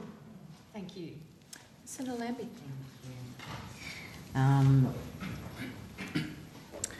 Just wanted to know, the legislation requires the minister to draft rules that goes towards the definition of aged restricted social media platforms and other matters. Is that correct?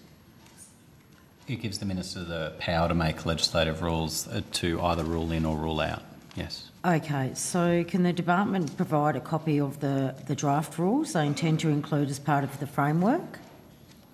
Do you have draft rules already done? No, we wouldn't do draft rules until the law had come into effect. Really? We're supposed to vote on this and we've got no idea and you've done no draft rules? Wow. Senator, the Minister in the second reading speech raised the categories of platforms that she had flagged would be out, those being in relation to messaging, online gaming, health and education.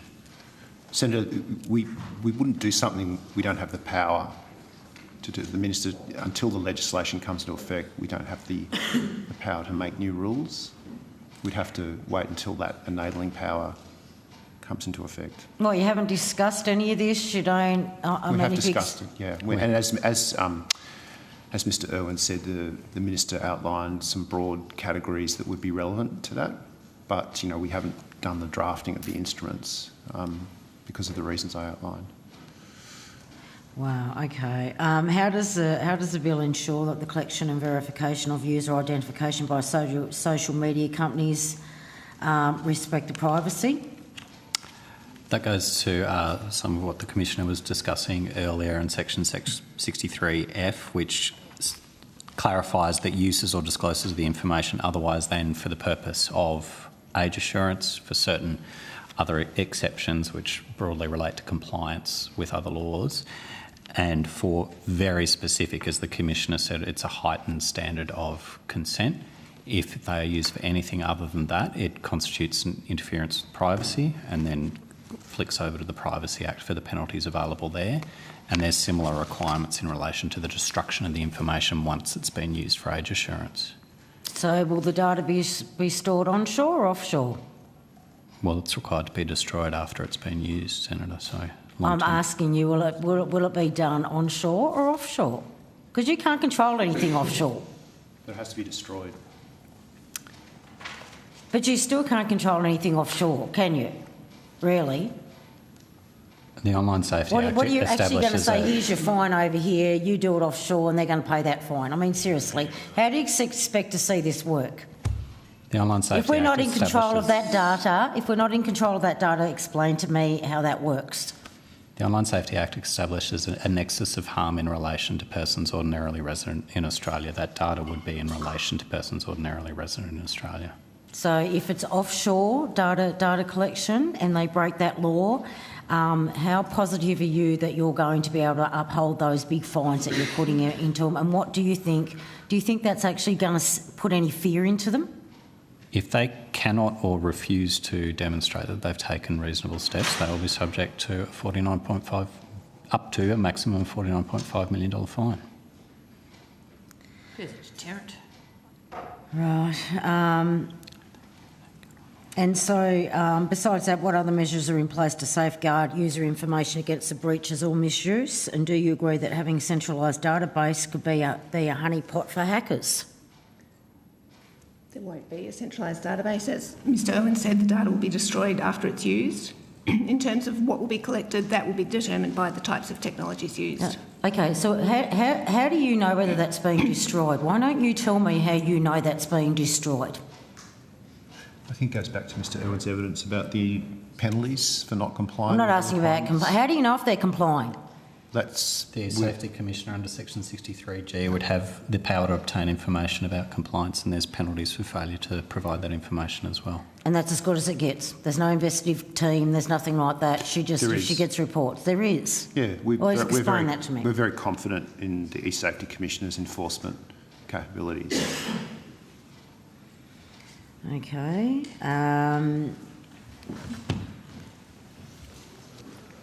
So how do you enforce, I just want to know, I'm just trying to get to this, but how do you enforce a purely foreign entity from breach of Australian law? Why don't you explain that to me? If they carry on, if they operate in Australia, they have to comply with Australian law. So what are you going to do, just shut them down? Well, we subject them to penalties, not we, but the Commissioner. And the penalties, that's it. That's as tough as it gets, Senator, is it? It's no different to these platforms needing to comply with a full range of Australian laws. They have to comply with consumer laws. They have to comply with domestic laws on a range of fronts. Just because they're not Australian-owned companies doesn't mean they avoid complying with Australian law. It's one of the reasons why they have a strong interest in this legislation, because they will have to comply with it. Are the instruments disallowable instruments? Yeah, we have disallowable instruments, that's right. Yeah. Okay, so which ones are disallowable? Can you provide, no, that's okay, but can you provide a copy to the committee on which ones are disallowable? We can probably step you through that now, I think, Senator. No, that's okay. If you can just provide that, that'd be good. Sure. Okay. Can you... Yeah, what evidence are you going to ask the social media companies to provide to assure that they are not holding on to our kids' data? What do they need to provide to show you that before you go chasing them? What do they need to provide? That'll be a question for the Safety Commissioner as the regulator to determine what information she requires. Okay. Which ones are not disallowable instruments? Can you point us to those ones then? Do we have that? Which ones are disallowable? Which ones are not disallowable? Yeah. The notifiable instruments setting out when the obligation will come into effect. The Act specifies that it will be at least 12 months, although the Minister has the power to extend that. The other ones in relation to additional conditions, in relation to services in scope or services out of scope, they are all disallowable. Okay, I just want to quickly ask this question, this is the last one, but you keep stating that you can't use the data information for any other purpose without consent. How is the consent obtained? That's the first thing. Is that consent part of the standard licence user agreement? What's the go here? The answer to your second question is no. It's a higher standard of consent than is currently in the Privacy Act. It's informed by the 2022 review of the Privacy Act, and Section 63F2 steps out that the consent must be voluntary, informed, current, specific and unambiguous. And importantly, individuals must be able to withdraw the consent in a manner that's easily accessible to them.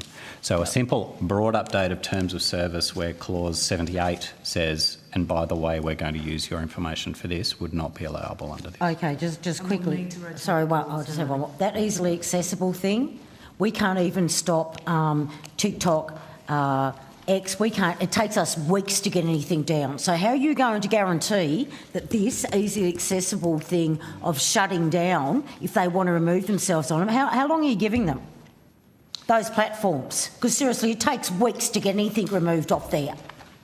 I acknowledge your point about removal, Senator, but this goes to the accessibility for an individual to withdraw their consent. So that would be a feature on the platform. It would be quite visible whether that feature is easily accessible. It would take someone 3 minutes to open up the platform and check. Thank you. And we'll go to Senator Pocock. I will remind everyone that we are over time already. We're going to get round everyone, but if you can shorten up the questions, keep them pithy, and the answers equally, that would be great. Thank you. Thank you, Chair. Thank you for your time. What date did the Minister request you begin drafting this bill? Senator, we began drafting the bill, I'll just give you a rough sense of that. It was pretty soon after the announcement was made. Yeah, almost immediately, I'd say, Senator. What date was that, sorry? The announcement was made on the 10th of September. 10th of September. Okay, so... Great. When was the drafting completed? Completed. So the drafting was completed prior to introduction. So it was last Wednesday. Yeah. So in the last fortnight, there was finalisation of the bill drafting. Okay.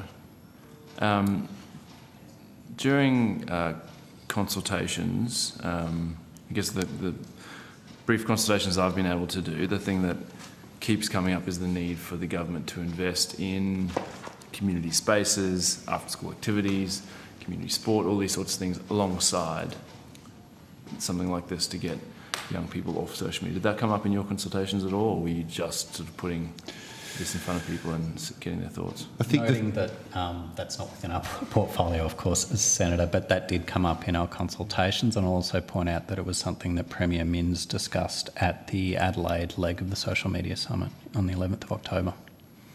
Yeah. And are there plans to deliver on that based on consultation? There's a whole suite of programs and initiatives that I guess both our broader departments' portfolios in relation to things like regional development and infrastructure provide for, infrastructure and amenity, and also another portfolio. So we'd probably have to pull something together that was a bit more comprehensive than what we do in communications and media. But I would say, Senator, one of the things that did come up a lot was the importance of a comprehensive approach to tackling the harms, which is why the age limit legislation should be seen alongside the new commitment to a duty of care on digital platforms, such that the platforms are safer places for when people do reach the age of 16, along with the programs like the Alana Madeline Grant Foundation, digital literacy, and the online safety work that the Commissioner does. So, but overwhelmingly the sense was that the harm experienced by particularly children between the ages of 11 and 15 was pretty strong, and hence there was strong support in the consultations that we had around an age limit as a sort of line in the sand on this with platforms. And I'd also point out some of those concerns go to matters of urban planning, which are a matter of the states and territories, but that goes to the importance of running this through National Cabinet, as was done on, I believe, the 8th of November. Yeah. Thank you.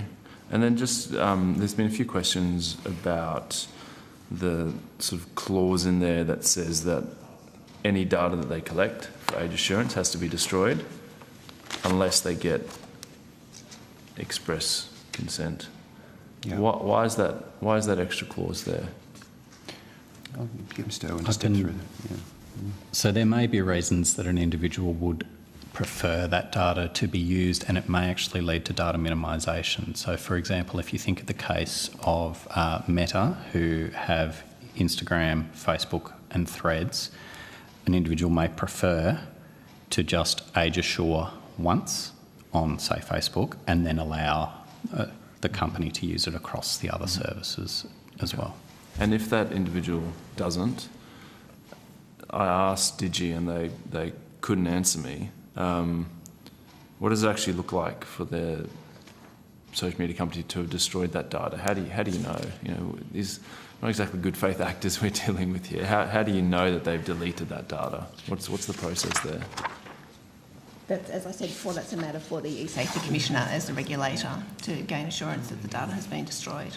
I anticipate the commissioner will do compliance checks on those things and will also act on any reasonable suspicion that they have not complied with that obligation, either in response to complaints or their own investigations into platform compliance with that obligation.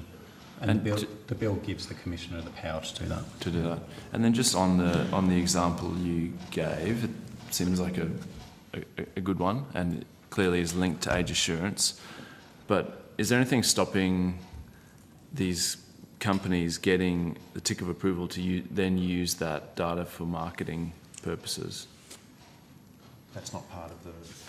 That would only be if they asked and if the user consented that it could be used for marketing purposes. Why are we even contemplating that though? Surely it should just be for age assurance. Yeah, I think again it comes back, Senator, to the evidence earlier about what the consent needs to look like, and it needs to be really clear and unambiguous. And but is that like a pop-up that kind of says, can't just read these 5,000 words and then give us your... Definitely not. Your tick. Definitely not. And that, in fact, that's what the provision is designed to prevent, I understand. So it can't just be buried in a terms of service document that no one reads. And there's some broader explanation, Senator, in the explanatory memorandum at page 24 that sets out what explicitly that requirement entails. We've seen... I'll wrap it up after this. We've seen privacy reforms that were sort of recommended as part of the review kick down the road. Do you have any understanding of whether or not those privacy reforms will be in place by the time that this comes into effect, or do you have no visibility over sort of what the work that AGD is doing? Yeah, it's probably a question better directed to the Attorney General's department. I mean, we can try and provide some information, on notice there, Senator, but yeah, I'd hesitate to speak on behalf of that portfolio. Okay, we'll wait and see then. Thank you. Thank you. Senator Sharma. Thank you. And thank you to the department for your presence here today and the Information Commissioner. Just to understand the legislation, so the obligation is on social media platforms to take reasonable steps to prevent children from having an account. Is that correct? Right. So it's not. There's not a strict liability obligation, for instance, to stop any children from having an account. It's just to take reasonable steps. That's correct. And reasonable steps in relation to age assurance. There's been a bit of the use of the word verification where it pains to stress that this is assurance, and that's not just being pedantic. It does have a real on-the-ground impact for what people will or will not be required to provide. The tender for our trial, they are looking at a range of methods, and I think it's really important to point out that age inference is one of those. Some of the evidence introduced by Senator Henderson earlier today in relation to TikTok doing a sweep of its platform and kicking off 1 million accounts based on both technology and moderation. That is quite clear evidence of the capacity that platforms have, and like it or not, people have signed up to these platforms and provided information. They post where they are, they post about their birthdays. If they know what size shoe and what brand shoe I want to buy on an ad, they probably know how old I am, don't they? Exactly, and that's information we have already provided the platforms by engaging with them. So, for example, Facebook's been around for 18 years. I've had a Facebook account for 17 years. So I must be over 17. So therefore, on data they already hold, they don't need to obtain any new information regarding me. So is that your expectation of how this will... I mean, you obviously can't preempt how this will work, but it's likely to be that it's assurance rather than verification, which means Correct. it's information that's already available to the social media platforms rather than requiring people to provide. It would be reasonable of steps, and I think you would expect the platforms to avail themselves of the information they already have first before requiring any new information. Now, there will be those where there's uncertainty and they will require more information, and the trial goes towards looking at the various methods available for those circumstances. But the phrase reasonable steps suggests that it doesn't necessarily need to... I mean, the only way you get a perfect regime, of course, is with hard identification, if you like, verification, but reasonable steps suggest that a high level of confidence would suffice. That's exactly why we use such a phrase, Senator, yeah. Okay. And could you just explain, you touched on the TikTok example, so I understand they said they've removed 1 million accounts in Australia. This is in their evidence to the social media, the other social media inquiry that's been going on. What techniques did they use to remove those 1 million accounts, in your understanding? I'm afraid I don't have much detail on that in front of me, Senator, but I understand it was both, from what Senator Henderson introduced, it was both based on technology, which would be looking at the posts. You can look at the sort of things people like, so their content profile as against other people's content profile. You can also look at the way they use things and build together a picture from a series of different pieces of information that on their own wouldn't be sufficient. I also understand they used human moderation in that process as well. I see. So would that, I mean, does that suggest that technology is currently available to take reasonable steps to verify the age of your users, or at least whether your users are under 16? Currently or soon at least, Senator. I'd point out that Instagram in their announcement about their teen accounts, they already verify age when you are changing your age, which effectively amounts to an admission that you're lying. Why would you change your age otherwise? But they are already building technology, and I quote from their announcement here, to proactively find accounts belonging to teens even if the account lists an adult birthday. This technology will allow us to proactively find these teens and place them in the same protections offered by teen account settings. We'll start testing this change in the US early next year. Mr Irwin, can I ask you to table that statement? I know it was a public one. A handwritten scribble of my own from a website, but I will provide you with the link to the website. If you could, yes. Thank you so much. Hang on.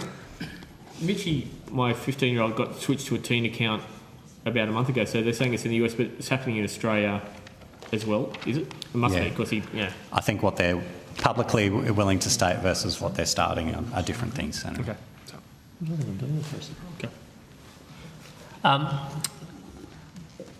Thank you. And is it true that I found this earlier, but several US jurisdictions at the state level are already requiring age assurance or parental consent regimes?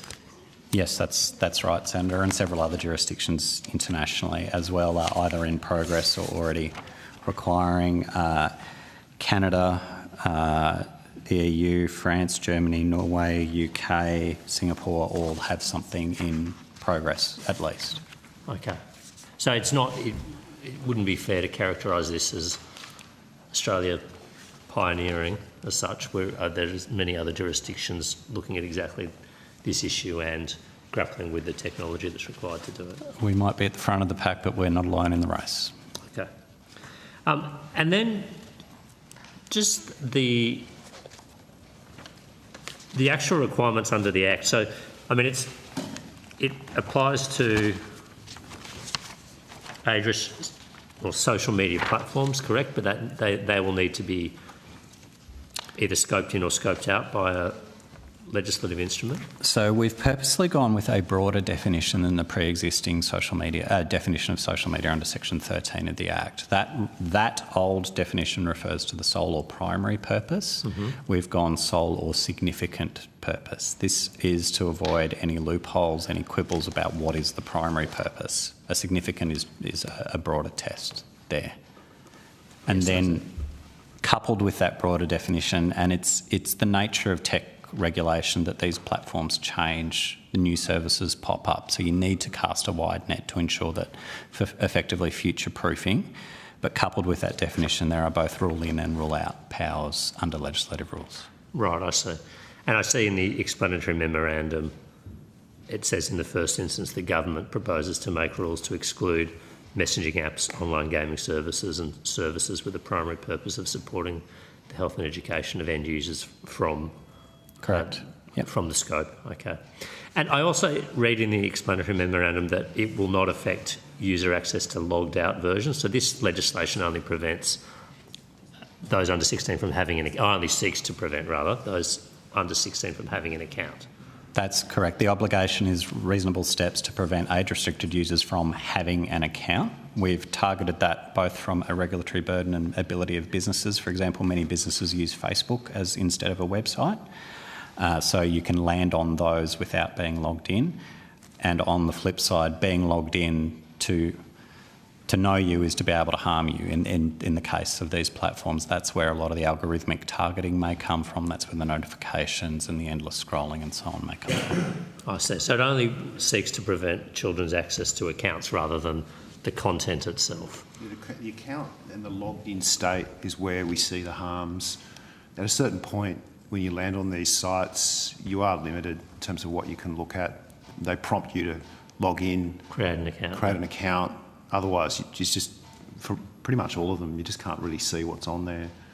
And then, as Mr. Irwin was saying, once you're logged in, that's when the algorithms kick in, the notifications start, and a lot of the harms that we've researched start to occur. Okay. But it doesn't seek to, because I think there's been a bit of, dare I say it, misinformation about this, that this is going to block access. We would do anything about that, though, Senator Sharma. This is going to block access to the internet more broadly for under 16s. That is not correct, is it? No. This bill does not seek to cut off the internet. No. Okay. So children will still be able to access web browsers, for instance, email. Yes. And schools, they can still, teachers can still use the internet, students can use the internet. It's about account creation for digital platforms. And importantly, they will be able to do a Google search for how do I get mental health help. Yep, okay. And then just finally, because you touched on this, Mr. Irwin, before about the digital revenue that these platforms, or the revenue rather, that these digital platforms currently earn from under 18. So is it correct to say that they have a financial incentive in the maintenance of the status quo? Continuous engagement is continuous profit, Senator. So, yeah. Yes. So they do monetise the eyeballs of people under 16 right now, and they sell that attention to an audience and make money from it. With some exceptions, yes, but as a general rule. Okay.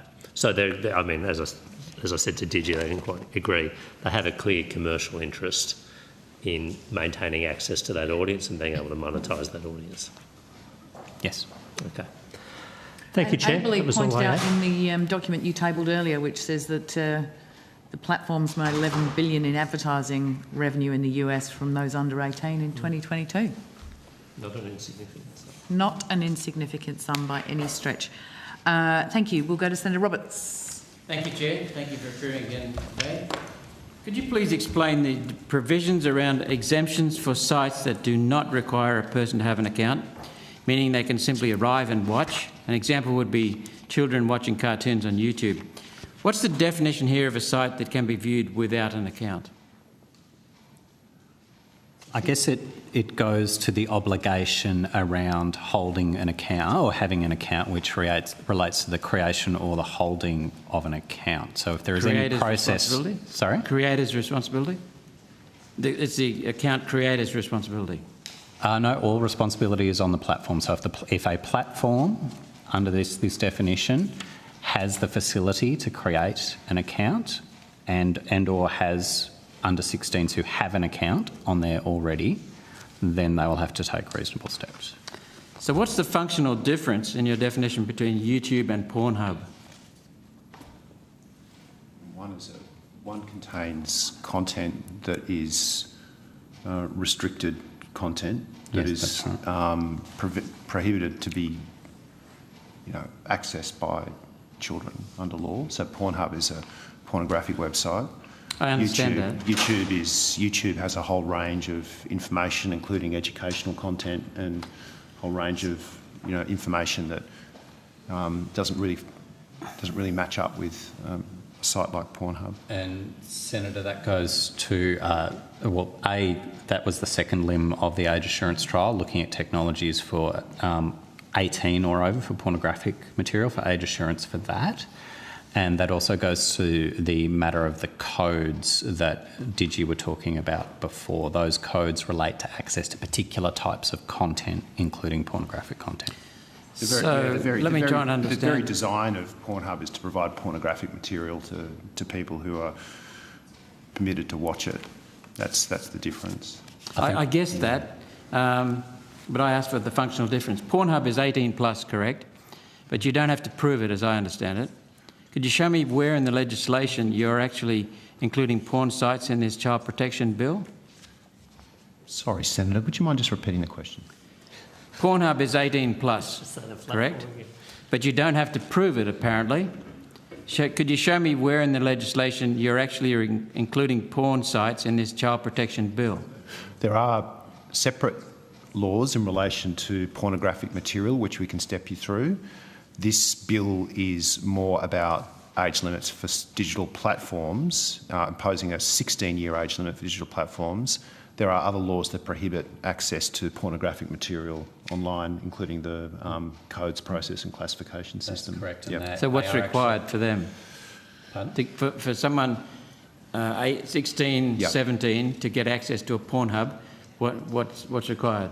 That's subject to the codes that industry is developing right now that DIGI talked about in terms of what specifically is required. And also, Senator, there's a whole system of classification laws that are designed to prevent access to adult content by children. And then on top of that, the E-Safety Commissioner's administration of things like basic online safety expectations and the Phase 2 codes that are under development now too. Yeah. So I'd like to move on to that actually, because I'm glad you raised it, because I was going to raise it. You exempt gaming sites because they already carry age recommendation. In fact, some video game sites are MA 15 plus, 15 plus, not 16 plus. Who will have to change, your bill or the MA 15 plus rating? The bill doesn't require them to change. No, nothing will change. No, because gaming isn't caught by the new definition. Then there's nothing that requires the gaming systems to change. So social media is 15 plus, but gaming is 15. Social media is 16 plus. Video games are 15 plus. Yeah, the policy here is to treat games as different to social media. For some of the reasons we talked about before, they are seen as a different form of content consumption and engagement to social media. Doesn't this sort of indicate to people that this bill's intent is not about what the government says? No, the bill is definitely about what the government says. It imposes a firm age limit of 16 on account creation for social media for all of the concerns and reasons outlined about the damage that's being done to under 16s through exposure to social media. Games are different, and games also are subject to classification rules, so they have their own regime they have to comply with now. And they're subject to the broader Online Safety Act as well. Yeah. Senator Roberts, I'll get you to wrap up. Last question. Parental controls. I understand that there are parental controls that parents can buy or sometimes free in the form of apps that watch over what children are watching. What alternatives are already available for parents to control children's social media and control the exposure? And did you evaluate them? And why don't you just hand the authority back to where it belongs, the parents, because they can do a better job of parenting their child than government can? Senator, the very strong feedback from parents that we received in this consultation is they do not want to bear the burden or responsibility of making decisions that should be better reflected in the law. At the moment, parents often refer to the 13-year age limit. That's part of the US terms of service that for privacy reasons. For privacy reasons that apply in Australia.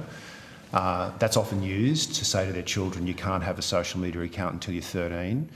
So it's really important for parents to point to a standard law, an age limit that will apply to everybody. And it's also feedback we've received from a lot of children as well, that they would rather that there was a universal law that applied to all children under the age of 16, rather than have a situation where some children have it and some children don't, and then all of the harms that we're aware of through exposure to social media continue to magnify. We also don't want a situation where there's any question that parents have some legal responsibility in relation to an age limit. The very strong view of the government is that that responsibility should be borne by the platforms, not parents. We also have some platforms are in a much better position to control their services than parents. So we want to put parenting in the hands of social media platforms? The parents have said to us that they have a very strong view that they want a 16-year age limit and that the platforms are better placed to enforce that because it's their platforms. How much notice did the parents get to give their comments? Because we got 24 hours notice of submissions, closing of submissions. We've been consulting with them. I'll just add that we do have evidence that 58% of parents were not aware of social media parental monitoring, and only 36% actually searched for online safety. So wouldn't it be better to educate the parents? Pardon? Wouldn't it be better to educate the parents? We are educating parents too, and that's part of the digital literacy and other measures that we're undertaking.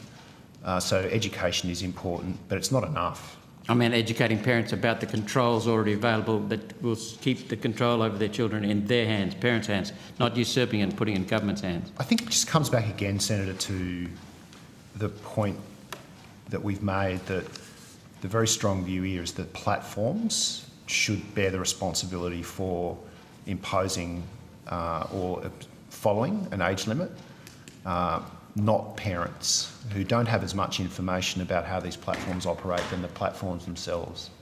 Thank you. We'll go to Senator Canavan. Thank you, Chair. Thank you, Chair. Look, I've got a few follow-up questions. I'm just perplexed by why do we have this bit in the bill that allows the companies to keep the data for other purposes? And have we lost the privacy? Is she still there? Okay, yep, I think she is. Why would we allow this? Like, what's the reason for it? Are you asking in relation to the consent elements under Section 63? Why do we need to... I know you've gone through, they've got to get specific consent and all these things, but why don't we just make them destroy it? They do have to destroy it, but I think it might come back Not to if they've got consent to use for other purposes, right? I think for the reason that Mr Irwin outlined before. Right. Before, in one of my earlier answers, there may be cases where it actually benefits individuals and leads to data minimisation if they're able to consent to a platform using it. A good example would be within the Meta family of platforms. If you have to provide age assurance when you set up a Facebook account, you can then provide consent that that same age assurance, that same data, that one transaction is used across Threads and Insta as well, resulting in an overall minimisation of your data. That's different. That's different. That's they could disclose that under the other provisions of the Act. They just have to destroy it straight away after. You're saying if you open a Meta account today or a Facebook account today, in 6 months' time you open a Threads account, you want to be able to go back and be able to use the data you provided 6 months ago. They'd obviously need to request consent at the time. The platform would need to get consent. Yeah, but if they got consent at the time and you're opening up 2 or 3 accounts at once, they can already do that under the provisions of the Act, which say they can disclose you can disclose the information for the purposes of age verification. My question is about other purposes. What are these other purposes they need to have access to for non-age assurance methods or reasons? Okay, is there an example of something that's beneficial that they need? I think because the prohibition on retention is so strong in the bill, we did need, or the government decided to allow for that other purposes for the reason that was mentioned. Otherwise, it could become impracticable and might require you to actually continue to provide that information to platforms. Well, I think it could be much better defined or restricted. Just the privacy, sorry, I've forgotten your official title, Privacy Commissioner, with Ms.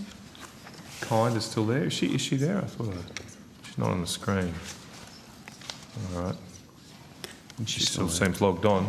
She hasn't officially gone, has she? Is she coming back? Okay. Apologies. All right. Okay. Just a question there. I thought I heard you earlier say that in some other privacy situations that companies are only able to collect something for that purpose or a purpose related to that purpose. Does that related to that purpose test apply in this law? The privacy provisions in this bill supersede the, I think it's APP 6, relevant 6 provision that would allow for a secondary purpose. So this provision is of a higher threshold and it supersedes the generic Privacy Act provision related to secondary uses. But this provision doesn't have a restriction on secondary uses, as I read it. This law, doesn't have a restriction on secondary uses, does it? I believe the interplay of the privacy safeguard and the destruction requirement means that it does, in effect, rule out any secondary uses because the legislation says that it can only be used for the purpose of age assurance and otherwise has to be deleted. No. Sorry, so just to be clear here, that it allows secondary uses if you've got consent, right? It still has to be. So there's apologies. Please go, Commissioner. Thank you. So I think there's 3 conditions under which you can use it for a secondary purpose. One is whether or not you have consent. The other, 2 purposes. One is whether you have consent and the other is where the exceptions under, I think it's APP 6 to B, C, D and E apply, which relate to, for example, law enforcement purposes. Okay. Can I quickly, I'll just have to rush through quickly. What's the status of YouTube? Is it covered by the definition on 63C? It is covered by the definition as it stands, yep. But then there will be the rule that will carve out platforms that are specifically for health or education purposes. So if it is deemed to be primarily an education platform, then it will be so it will just be YouTube or Rumble or Vimeo be carved out as well? We haven't got the exact definition of that rule. That's not drafted, as Mr Chisholm said earlier, but as the Minister has indicated... This seems like an enormous amount of power to give the Minister who's potentially anti-competitive issues here, so YouTube could get a special treatment, but other similar video sharing platforms like Rumble or Vimeo may not. Is that correct? The Minister will be required to take into account advice on that. So. Yeah. Are those exclusions disallowed? Yes. But we can't amend them, of course. If YouTube's categorised or covered by 63C, returning to Senator Roberts' question, what is Pornhub covered by? Why wouldn't it be? It's just explicit material, but it's don't think it's covered. Yeah. So it is covered. No. Well, the first limit of 63C1A is that the platform's sole or significant purpose is to enable online social interaction. But if YouTube's covered, I mean, it has a video sharing for non-explicit content, video content, why wouldn't Pornhub be covered? Is Pornhub covered? I think they have very different purposes. Yeah. Explain that to me. Sorry, I think this is... Under the definition, we wouldn't see Pornhub as falling within scope. It's not seen as social media. Just explain to me in simple terms how, if YouTube is covered, how would another video sharing service with explicit material, admittedly, not be covered? So, again, Senator, it comes back to the commitment that the government's already made in relation to... No, I'm not YouTube. asking for a commitment. I'm asking in the law. We've got to pass the law, not government's commitments. So in the law, how are these two services different? I think YouTube and Pornhub are completely different. I agree with that, but how are they differently defined in the law? Well, Pornhub is a site for accessing pornography, which children are not permitted to access. Show me in the law where that is excluded. Well, it comes back to the evidence before about how Pornhub is subject to a suite of other rules and regulations. Again, is that in the law? And it's also not in, and I just want to sort of go through this very carefully, there's a question of whether Pornhub is treated as a digital platform as part of this, this bill, and the evidence is that we don't see it as having the characteristics social interaction. Of social interaction. It's a site for... I don't speak from any experiences, but based on the evidence, it's a site. I'm struggling to understand here. It's not a site that falls into the definition of social media. Very vague and unclear to, I think, any reasonable person about what's in and out. Apparently, Snapchat's in. Snapchat would be in. But yet, in the law, messaging apps are out. So how does Snapchat get in? Because it has a significant purpose of social interaction. How's it different from WhatsApp? It has a particular social feed as well as a map feature in addition to the messaging. Now. So does WhatsApp now. Why isn't it included? There's different things on WhatsApp. You can choose feeds and stuff as a signal. I think Snapchat has the features of social media that trigger the definition, and is very much therefore caught. Why don't kids just move to these other apps? What's happened? Anyway, I haven't got enough time to go through that. Will kids just be able to use a VPN? What's stopping someone just using a VPN and logging on as a Canadian and signing up to an account?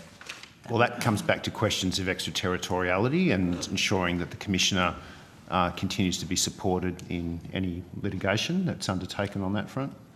It also comes down to the reasonable steps, because there is the technology to know where somebody is physically. So it might be that, even if you're using a VPN. Correct. If you post a photo saying having a great time on Bondi Beach, after that, the native platform data that we were discussing with Senator Sharma could reveal that you are in fact in Australia. Right. Okay. And I'll ask you to try and wind up now. Just one final thing then on the tender doc. This will be another one for the Privacy Commissioner. I think in the tender documents for the age verification trial, it mentions that. Let me just get this up. Sorry. It mentions that that there's a testing of using biometric information, including facial age estimation and voice analysis. Take me through more details what that amounts to. Some of the products on the market that purport to do age assurance involve estimation using facial features, voice analysis and other biometric information. So that means like a 180 degree like you do for your Face ID? Is that what that means? Not just a selfie? Yeah, I can't speak with any details, but there are companies and tools on the market which purport to be able to accurately estimate a child's age using things like facial features, proportion of bone allocation, distance between eyes, etc. I mean, there's a range of different utilising, I should say, machine learning and AI capabilities. There's a range of different. We are going to have people to move with on, existing Senator accounts. Canavan. People with existing accounts, will they have to give this biometric information to keep their accounts? Like a 50-year-old have to do that? Where the platform doesn't already hold the age inference data that provides them, that constitutes a reasonable step, it is possible they will be required to provide some further assurance. Thank you. Thank you. Thanks, Senator Dunman. Well, I was wondering, this for the department, you have touched on this already, but just to be clear, what's the purpose of carving out groups or types of services out of the definition? I think you mentioned health and kind of access to information, but can you just expand on that, please? To balance the need to minimise harms to young people with the need to maintain a level of connectivity. So like messaging apps and gaming provide that connectivity that young people want and need. Kids talking to families who are overseas, that sort of thing will still be maintained. So it's about the balance. Mm-hmm. Thank you. And just in terms of age assurance, we've talked a lot about that this morning. Can you outline how the technical trial of age assurance will play a role in informing the implementation of the legislation? And also just in terms of the trial, has it been delayed or, the process in terms of its implementation and the timing, like has it been too slow? Can you just speak to those things, please? Yeah, certainly. So the tender has been awarded. There is a contract in place. It did take a little longer than we had initially expected because we had a lot of responses, and they were very high quality responses to the tender request. So the evaluation process took a little longer than what we had anticipated. But we do now have that in place. We have a project plan. The project has started. We expect to get an initial report in the first quarter of next year, and then the final report by end of June next year. End of June next year. Is that correct? Yeah, that's correct. And in fact, the tenderer will be holding a stakeholder information event this Thursday as well. Okay. Thank you. And And in terms of the implementation timeframe, the bill includes a 12-month timeframe for implementation. Can you just talk about why this is necessary, what will be covered during that 12 months, and then also, in addition to that, the review timeline in the bill and what that would cover?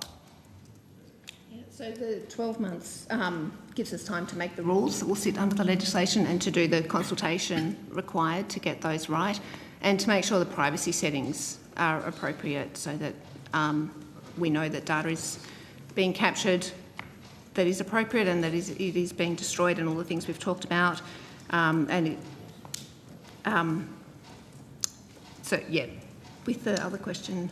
And will that include, you know, consultation with groups around all of those important things and all the things that people have been concerned about this morning? Absolutely, yes. There's a requirement in there's an expectation in the Legislation Act that legislative rules involve consultation with experts and those affected. Yep, including young people. They would be affected. Yep. Yep. Importantly, the 12-month period allows the regulators to set up their systems, set out guidance in the case of the e-Safety Commissioner. It allows families, parents and children to have those discussions about what the law will mean for them, and it also allows the likes of mental health organisations, perhaps together with governments, to figure out how a new world will look. Because I think while, as we've said, this does not cut off the internet, it is just about how to divert people to the resources that will be available. Yep. And the review timeline in the bill and what that would cover? So that is set for 2 years after commencement. The review will cover a range of things. This could include the scope, looking at how the rules are operating. I think it would obviously include matters of privacy as well and how the privacy protections are operating. It would look at what the platforms are doing, if additional enforcement powers are needed, that sort of thing. And the review is within 2 years, so it could be triggered earlier if there were concerns or a reason to start that sooner. Could start sooner, yep. Yeah. Okay, thank you. Thanks, Chair, that was quick. Thank you very much. Senator Rennick. Hi guys, how are you going? Are you aware that there's a number of apps that can help parents can use to restrict their children from social media or not just restrict but also monitor their children's behaviour on social media? Yes, I use one myself. You do? Yep. So given that we already have, apps out there that can do this, why do we need government intervention in overriding parental One of the key things we heard from our consultation was a sense of overwhelm and fatigue for parents, and this bears out through the research as well. I may be aware, I'm the Assistant Secretary of the Online Safety Branch, of course I would be aware of what protections. You'd get referral bias, yeah. Yeah. Sure. I would have more information and would actually look at the information in the course of my workday. I don't have to look at it at 11 o'clock at night before bed. Parents are quite overwhelmed by what's in front of them for this. And even those who are aware, these are not typically centralised controls. There are particular apps that have particular strengths, particular weaknesses, work in different ways, and they're unsure of which ones work better as well. Sure. Can't you actually monitor? So I have 3 young children myself. My eldest son has a phone because he's got to catch the bus to and from school and do extracurricular activities. I mean, we just take the phone of our son when he gets home. They can have it for a certain time during the weekend, but no phones in bedrooms. I mean, you say parents are overwhelmingly fatigued. I mean, constituents are overwhelmingly fatigued by government telling them what to do, right? So, I'd ask why. I'm just surprised. This is one, Senator, where parents have told us that their fatigue would be reduced by having a very clear law in place that imposes for example, a 16-year age limit, that will be welcome by parents rather than having to fiddle around with apps, see if they work. Some apps might work for some or not others. And then the debate about taking your phone off your children. There are other benefits associated with access to the internet that children have, as well as communication with their friends and family members. But the very clear view was that an age limit for social media would be much preferred by parents, with the obligation placed on platforms rather than something that they have to, and then they have the responsibility, as you're pointing out, to when their children get the phone and when they don't. But there is a sense that children, particularly between the ages of 11 and 15, there is a lot of research about the harms associated with social media content, and that an age limit. There's no dispute from me, but I guess preferable. my point of view, and the point of view of many parents that have contacted me, is they don't want the government monitoring their lives, and they feel as though there's enough. Government needs to get back to. There's no monitoring of anyone's lives by the government in these reforms. It's a simple obligation placed on the platforms that they cannot allow account creation for children under the age of 16. Yeah, I mean, the problem with that is a question of trust, because our social media posts were being monitored by the government throughout COVID when we're told that they weren't. So you can say that, and I'm not saying you're lying or anything like that, I'm not saying that, but the problem is a question of trust. We don't trust the government. Many of my constituents don't trust the government because the government is always, saying one thing and end up doing another. But anyway, we'll leave that as it is. What about VPNs? I mean, about 1.5 billion people in the world have VPNs. Is this going to be able to cope with VPNs, this particular legislation? We had a discussion about VPNs just before. Did you want to go back to that? Yeah, sure. So that will partly go to the reasonable steps requirement that the platforms are required to take. As we discussed before, like it or not, people put a lot of information on a platform. When you post a photo, typically the photo's geotagged. You may also talk about the location you're in. So the obligation is on the platforms to have systems, to take reasonable steps, to check if that age-restricted users, so under 16. So it's a binary, is this person under or over 16? No other information. That's what it's looking at.